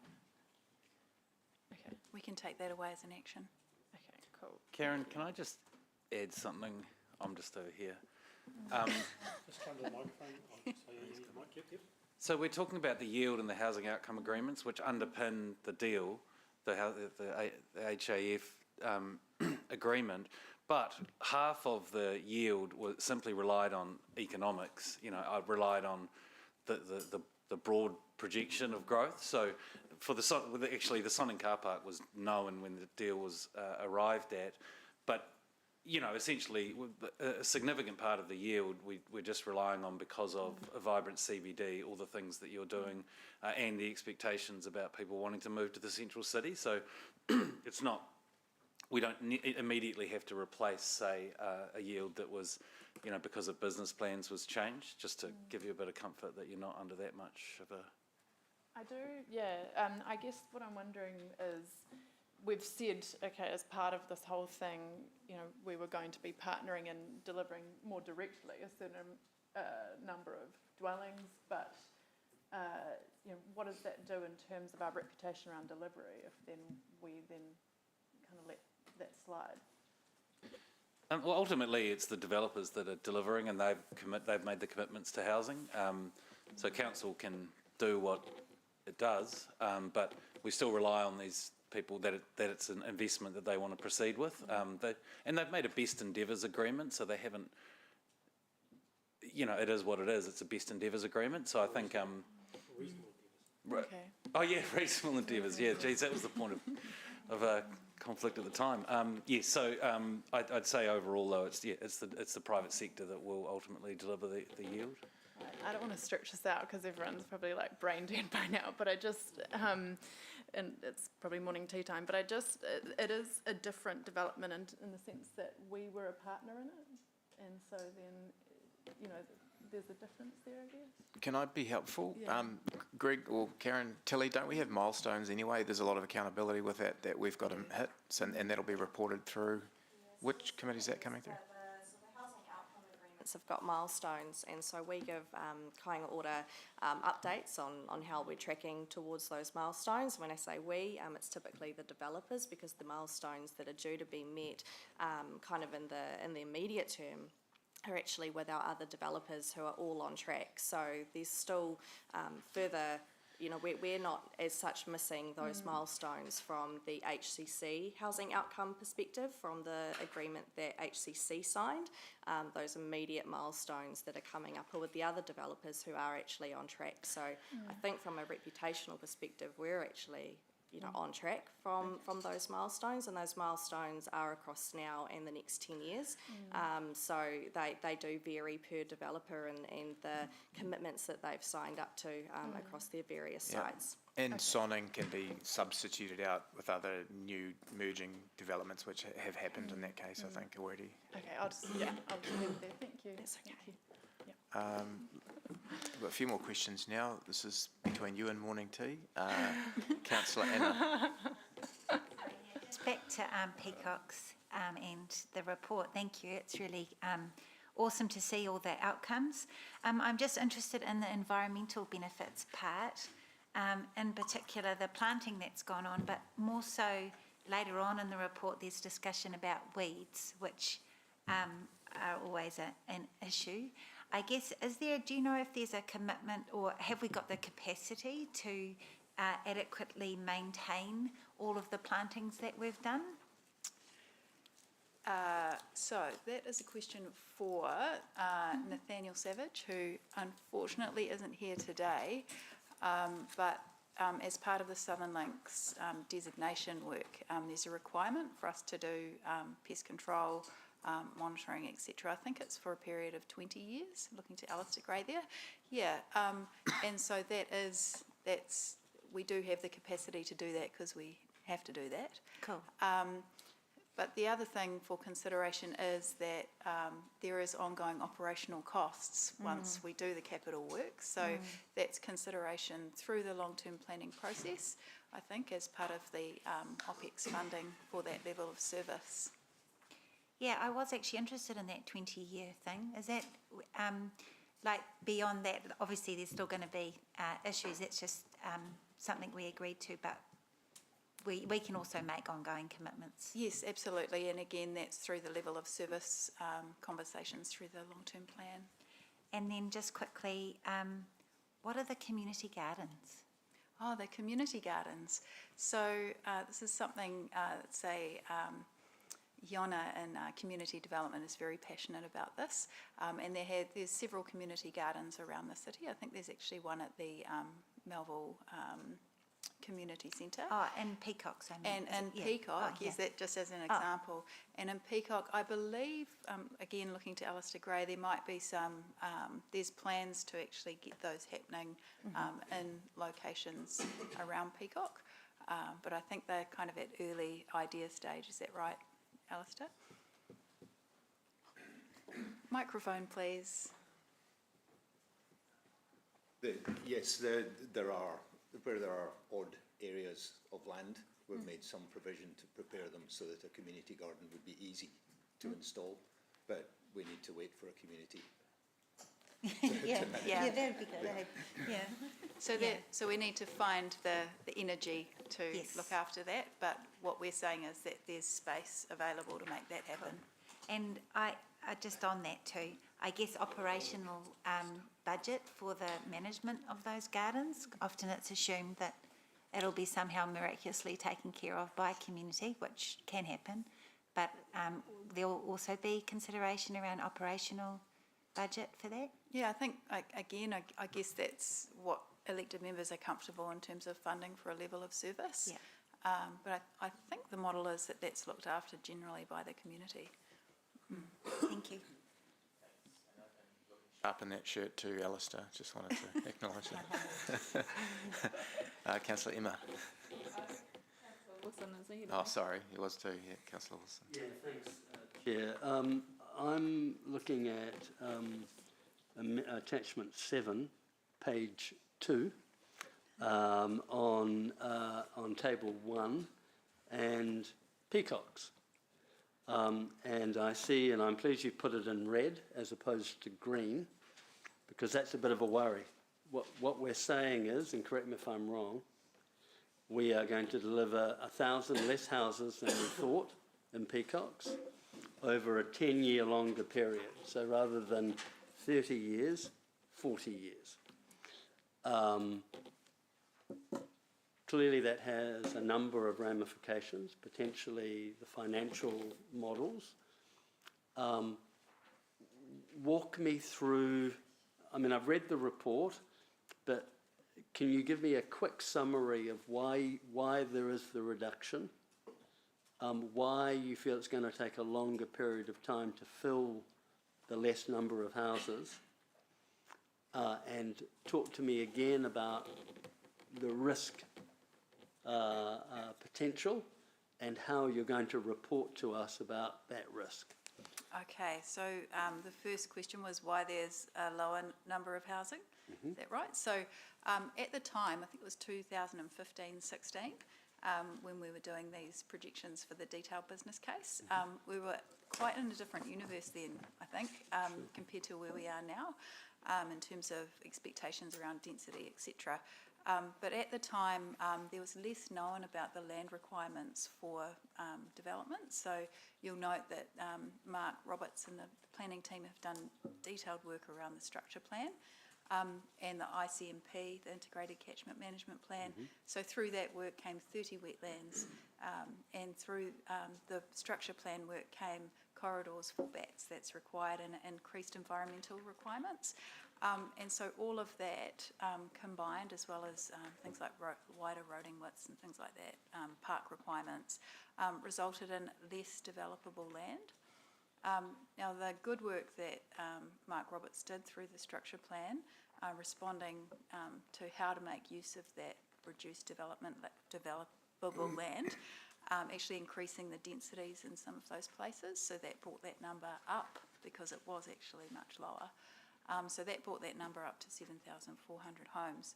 Now, the second question you asked in terms of why it's longer, so if we consider what's happened again, the change since 2015-16 when these were done, is that there's an increased density, more infill happening, greater densities inside the city.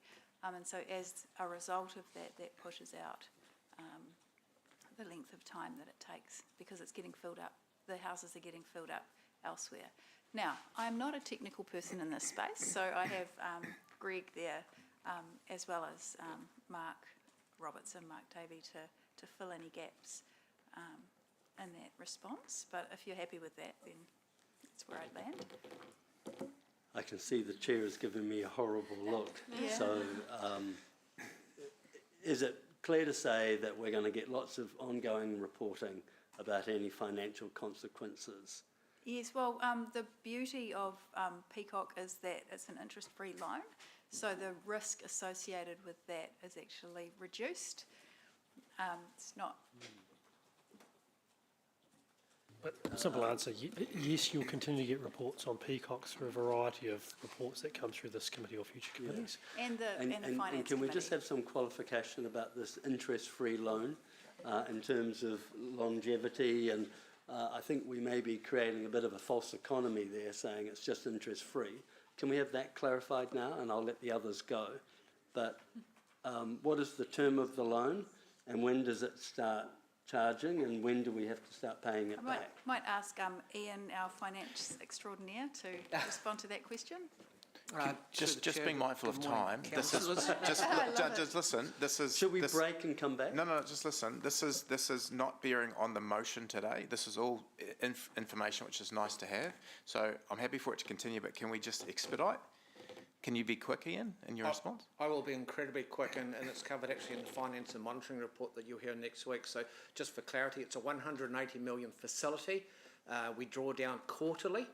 Each of those quarterly loans is when the date they are received kicks off the 10-year interest-free period, and they run from that. So at the moment, we've drawn down 19 of those. So we have 19 individual 10-year interest-free loans from the start of time till today, and that's how they work. So, and I can expand on that next week at the Finance and Monitoring Committee if you want a little bit more detail. Councillor Wilson. Okay. Thank you, Councillor Emma. I wanted Councillor Ewan to go first because it leads nicely into my question. Mine was also on the $1,000 houses less delivered than anticipated, and just understanding how that will impact, or if it will impact, our ability to deliver affordable housing in this area, in Peacock specifically. Is that a question for Greg? Greg, did you hear that question? I did. Or Mark and Greg? I'm not completely up to speed on the yield considerations, but didn't the reduced availability of land to develop, in fact, increase our density in that in Peacocks?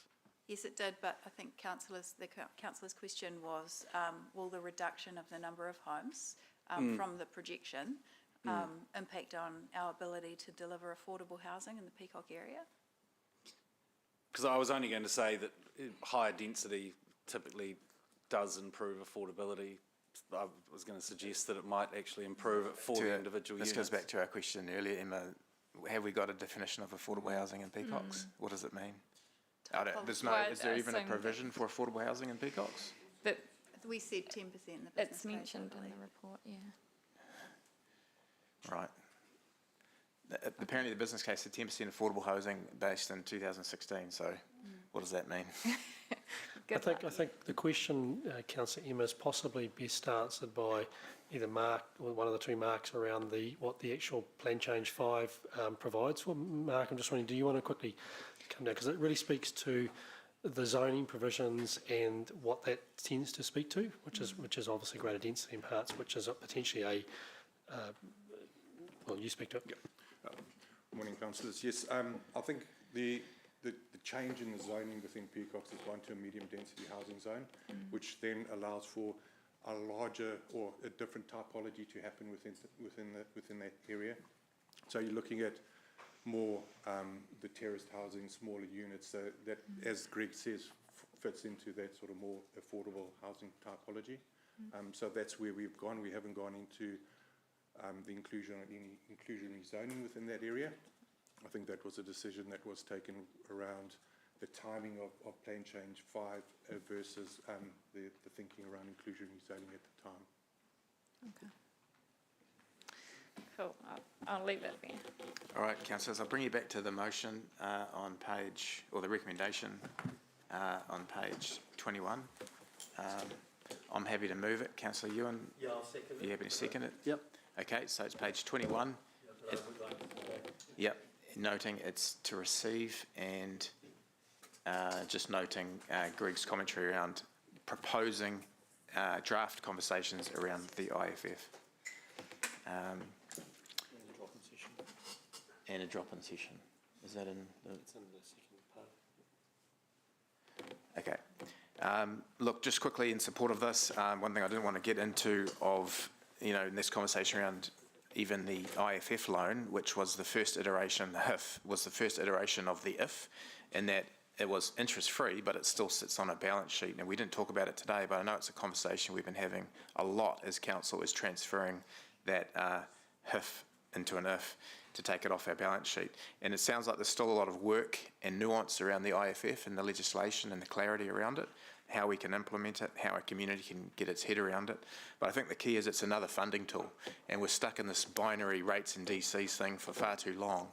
And so we need to be open to exploring ways that unlock infrastructure, because infrastructure unlocks housing, it unlocks water, it unlocks greenways, it unlocks roading infrastructure. So to me, it's a sensible way forward. I'll leave it there. Councillor Wilson. Yeah, first comment is I remember the odd time when your former chair, Councillor McPherson, and I would exchange blows, was the chair trying to navigate the efficiency of the meeting. And I again expressed my frustration that these meaty issues are often delivered to us in an area where, because there's no substantial issue to be refined in the motion, we're forced to debate very quickly, and I find that frustrating because there's a lot of stuff I would have liked to ask more questions on. That's the first point. The second point, I'm really pleased to be getting much better understanding of where we are with Peacocks.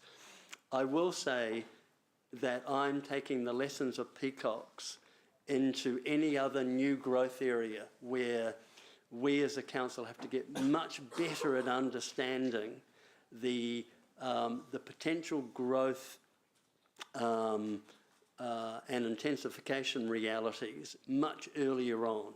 Clearly what we've seen with Peacocks is that because of the unique environmental situation with bats, the housing yield that we've ended up with is less than what we projected. And paradoxically, if we'd got that right in the beginning with MPS UD and MDRS, we should have been able to get a much better housing yield, right? But in fact, because of bats, we would have got a lot less, and because of MPS UD, we've got a little bit more, but we're still 1,000 houses less than we thought in our business plan. How do we learn from this? When we look at every other growth area we're looking at, let's make sure we know what we're doing before we start the business plans. Just to write a reply, a couple of things. Sorry, you just slip in there.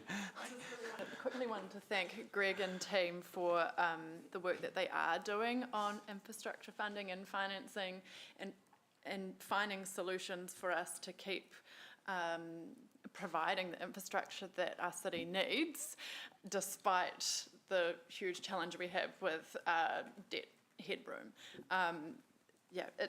We have, whether we want it or not, Hamilton's a great place to live. We're going to have more and more people coming to live here. The borders have just been opened up to allow even more people into the country. So we're going to feel huge pressures when it comes to growth, and we need to respond to that. So this is the IFF is a really important part of that. So yeah, thank you for the work there, and I support us continuing to work on the citywide transport component of that. I'll leave it there. Yeah, thanks. I was just going to say, Councillor Ewan, Councillor Dave texted me just to say hi. And he'll be joining us with Blind Freddie and Nydia High later on today.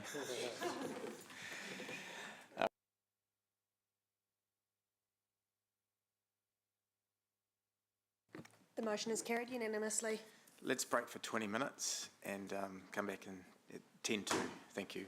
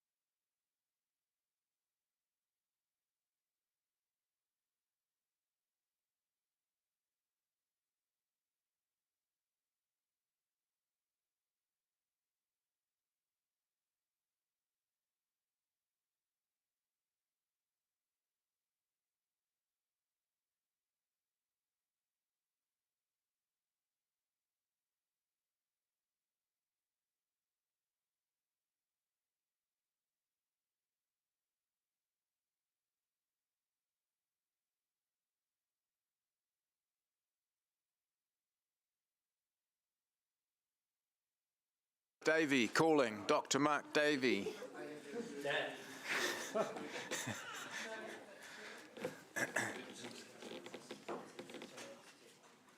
We're up to item 9 on the district plan update.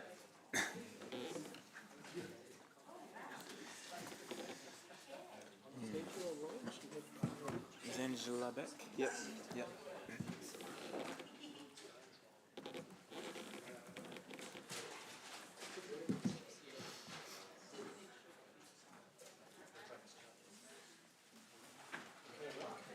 Cool. All right. Actually, before you start, just before Mark's talks, there is a tweak to that motion, the staff recommendation that is on diligent, and I just wonder, Amy, if you could put that up. And then there's also the motions or recommendations from Councillor Sarah and Councillor Anna, which you would have seen, and I'm open to whether we move them as a suite or whether we do one before the other, but I just wanted to give context before Mark engages with. Did you want to maybe speak to that Blair, and then we'll give it to Mark? But definitely.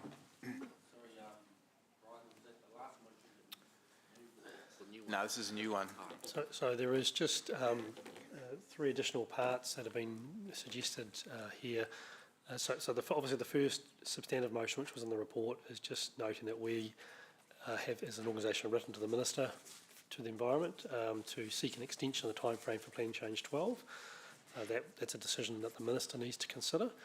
The first, that's item C, is a request that that staff seek an adjournment or a delay in the hearings timeframes to accommodate Plan Change 14.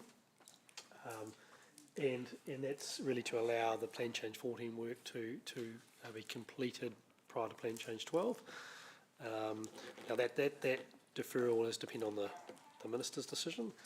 The item D just notes that there's a request made to the Minister, and then the last item is requesting staff to advance work on inclusionary zoning should resources become available from the delay in the hearing. So they all sort of follow off the first thing, which is the letter to the Minister, which is then seeking a delay, and noting that a decision to delay the hearings is not a decision of staff, it's actually a decision of the commissioners who are running Plan Change 12. So there are a number of elements here which Mark can speak to, but that is the intent of those additional resolutions. Thanks. Sarah, there's an E there, but yours had 3 parts, did it, or have you? No, that was it. There's It's just that. Yeah, but I just wondered if, is D redundant given B? I wasn't sure what that was adding. Is D redundant given B? Possibly. Yeah. And I'm happy for it to be taken as a suite if there's no objections, but if someone prefers D to be taken separately, then we can. Okay, let's work through it and then we can come to that at the end. Thank you. Sorry, Mr. Chair, I'll just speak to the report, some highlights, and then go to questions. So probably just first up, just give you a bit of an update on Plan Change 9. So you'll recall that was covering SNAs, notable trees, historic heritage areas and items, and archaeological sites. So the first tranche of those hearings concluded a fortnight ago, SNAs, notable trees, and historic heritage areas. So we're hoping for an interim decision on SNAs and notable trees in the next couple of months. And there'll be the component regarding HHAs, which will likely be further discussed in the November hearing slot for that. So that's that. Plan Change 13, we're looking to delay that till the August window, and that's just to provide staff a little bit more time. And the reason for that move is because of Plan Change 15. So Plan Change 15 being the Tūmata plan change, being requested by Tainui Group Holdings. So they've requested a delay to that hearing until 2024. We're comfortable with that, and so just sort of jiggling things around a little bit, if you like. Working through the work program or some of the work program elements in sort of paragraph 13 in the table there. There's obviously appeals that we're now working through on Plan Change 5. We discussed that, I think, last committee meeting. They're relatively confined. We hope that we can work through those pretty efficiently so that plan change can be made fully operative, and staff are working on that now. Plan change 10, that's Te Rapa North Deferred Industrial, so we're continuing to have discussions with the major landowner there, Fonterra, and we'll continue to update this committee as they progress. Plan change 12, I think I might just leave that for questions. I'm sure there'll be more discussion on that. I've touched on 13, I've touched on 14 earlier this morning. Inclusionary zoning, obviously there's the motion being put, and the point I'd make on that is I think it's really important that we work with our partner councils to advance an inclusionary zoning plan change so that there's a consistent approach across the sub-region.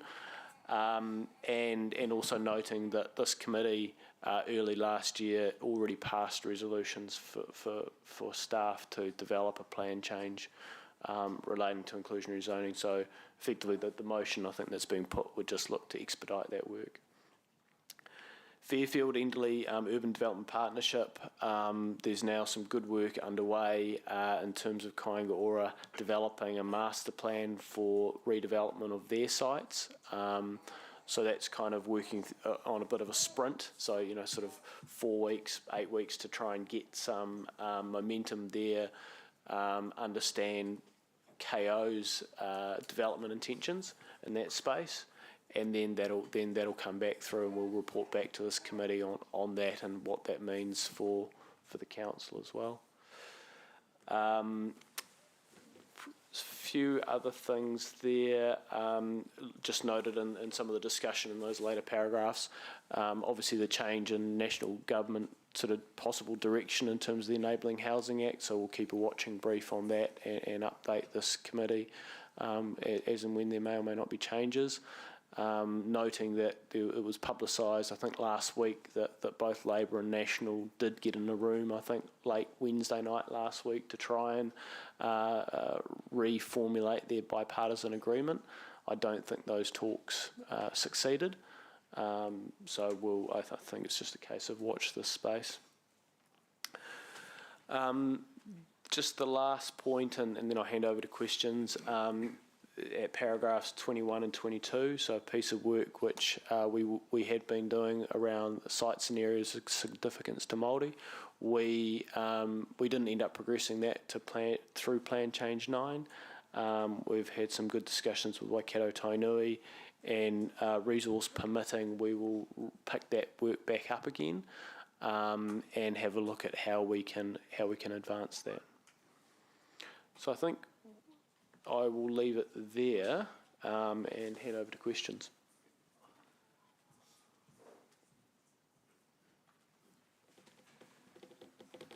If there are no questions, we'll just go straight to put the motion. Councillor Wilson, you want a question? Chair, I was just going to ask, I was about to say doctor, but you prefer Mark, right? In terms of requesting a delay in Plan Change 12, which is up there, I guess the wording would usually have to be to ask the panel to consider a delay, because... That's exactly right, yeah. Because council in its wisdom has already started the process and the panel is...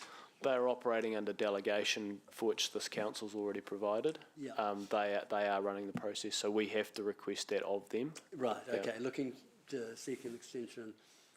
Right, so somewhere you may be best advised to change the wording to ask the panel to consider. Well, the party with whom we are seeking is the panel. Okay, Yep. Okay, all right. So we are seeking an adjournment. We're seeking an adjournment by the panel. Okay, so as long as you're comfortable, in which case I'll say nothing. Could add with the commissioners if you wanted Or to. yeah. Cool. Is anyone object to doing A, B, C, D as one motion? Because we can just separate them. I think the key point here is to Councillor Wilson's that staff can't just go out and delay these things. So there are, a request to the Minister. There'll be a request to the Commissioner should these be passed, and then obviously if they are both supported, then we will be able to give effect to the remaining part of the resolution. Councillor Sarah, did you want to move that? Yep. Do you have a seconder? Councillor Anna, thank you. We're now in debate. Thank you. I'll just speak on the inclusionary zoning part of this. The Waikato Housing Initiative has made it really clear this is a key priority when it comes to solving the housing affordability issue here in the Waikato. Waikato District Council and Waipa District Council are both already looking at plan changes to introduce inclusionary zoning, but we need to do it together. So I am really keen to see us progress this if the capacity does become available. As Councillor Ewan put it so well earlier on this morning, the market isn't providing the kind of housing that we need at the price point that we need or the types of housing that we need. This won't be a silver bullet, but it will help us to ensure that there are a number of houses coming onto the market that do fill that gap. And it is the best way that I see that we can actually provide a sustainable flow of land into the likes of the Community Lands Trust, which can then work with community housing providers to partner and to provide that really low-cost, affordable housing. And when I say affordable, in this case, it should actually be affordable. Maybe 30% of income, median income, whatever the measure ends up being, because ultimately this would take the price of land out of the equation, which is a huge part of the equation right now. So, yeah, very keen to see this progress if we can, and our partners have all emphasised the importance of this too. Thanks. Councillor Anna, did you want to speak as a seconder? I don't have anything further to add. Okay. Councillor Ewan?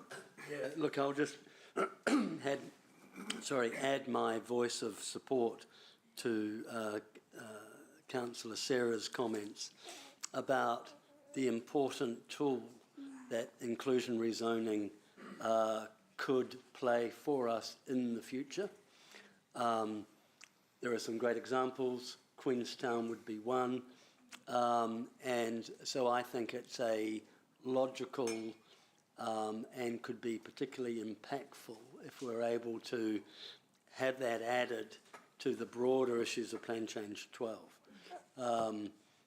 So I support it wholeheartedly. I guess just a quick comment from me. In the inclusionary zoning we've seen in Queenstown, there were developers around the edge of the boundary that were wanting to get in, and one developer further out leapfrog because they brought more affordable housing solutions to the table. So this gives the opportunity for developers to actually create a value proposition that we can't turn down. And so that's the exciting thing about inclusionary zoning and some of the value capture conversations we're having. So yeah, it's really interesting and certainly creates attention to the market. Any right of reply, Sarah? No. Okay, those in favour? Motion is carried unanimously. Thank you. Blind Freddie. Greg, is he here?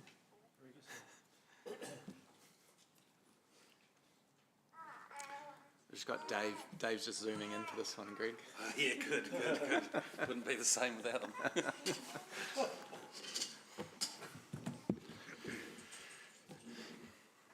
Okay.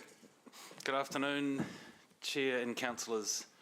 I'll just make a few introductory comments on this report that recommends a growth projection series for your 2024 to 34 LTP. It's really context. The first and most important point is that the growth projections presented in the report are out to 2068, so 45 years into the future. They average out economic cycles. They cannot take into account things like political change or policy or new policy, whether at central or otherwise level, because those things cannot be predicted on this timescale. And their purpose is not to forecast the housing market in the near term. I just say that early on, because obviously we're in a slowdown period, and everyone's it's well documented, the slowdown in construction and housing. So I just want to set the context here that this report is about a 45-year look into the future that essentially looks above things such as a shorter-term economic downturn. Notwithstanding that, these long-term predictions are the best available and and a powerful tool to inform things like councils' district planning, land use planning, the 30-year infrastructure strategy, calculating development contributions and inputs into long-term infrastructure capacity modelling. So they have a use case, and the use case is a bit unusual. It's models and other considerations that think 30, 40 years into the future. So bear that in mind. And because this is sort of a unique use case, there are really only two providers that have access to the required data, technology and expertise to generate these demographic projections and subsequent housing projections. And those two are Stats New Zealand and the National Institute of Demographic and Economic Analysis, better known as NIDEA, Waikato University. And in Table 2, under paragraph 47 of the report, that sets out the options analysis undertaken by Growth Funding and Analytics team staff, which concludes that the recommended growth projection series is the original NIDEA 2021 high projection. And I'm happy to take questions. Chair, I'll move. Thank you. Happy to second. Councillor Anna? Just a question about the projections. There's a lot of analysis that goes into this, I know. I don't see anything in here related to the impacts of climate change in terms of migration, in particular, climate refugees and that likely reality. Is that part of their work in these projections? At the simplest level, the population projections are births minus deaths plus migration. The migration piece is the hardest piece of it. The natural increase is actually quite predictable within the cohorts. Within that migration piece, it's very hard to predict, largely because it depends on national level policy. So to go down to a more granular level of analysis, such as migration or displacement, I'd assume that they'd thought about it, but I think that would be even harder to predict. So it's probably washed out in the averaged approach to migration by those two institutions. Okay, thank you. Councillor Moko. Kia ora, Greg. Would we be able to have a look at the remits that you would propose to extend to NIDEA? I am particular in terms of what we want them to do. I see that you've outlined some key areas, some projections that you want them to do for us. I am particularly interested in how our council, through Future Proof, is recognising and providing for papa kāinga within our city. Papa kāinga is something that I believe has been left off quite significantly out of Future Proof. Makes references to Future Proof, and Robert may want to speak to that at some points, but I'm quite interested to look at how NIDEA may be able to provide some factual data in that space to our council. I think there are central government leverages that we can lean into that we typically don't lean into to assist with. So what's your question? Sorry, Moko. Meeting I want to have a look at the remits. Thanks for the question.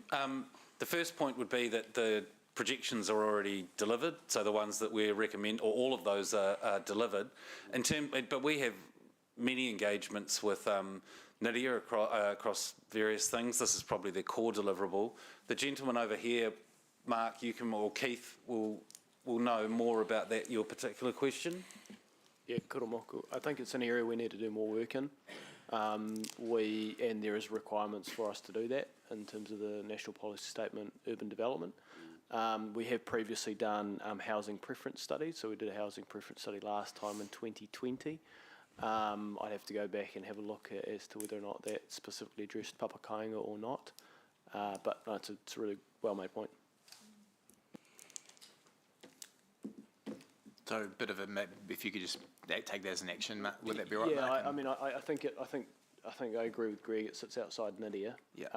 It's something that's probably more of a qualitative study to through a survey or other means to actually understand the demand.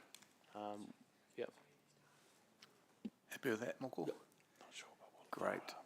Okay, this has been moved and seconded. If there are no further questions, we'll move to the motion,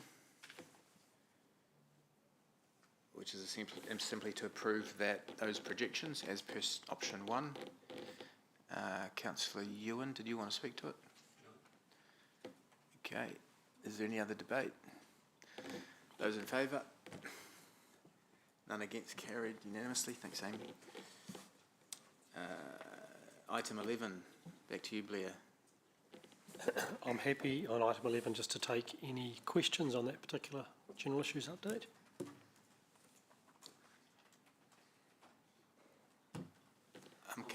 Thanks, Ewan. Seconded, Councillor Donovan. Those in favour? Carried unanimously. Fantastic. I'll move to PX. Councillor Ewan second. Any against? Carried unanimously. We'll just give the team a few minutes to go into PX.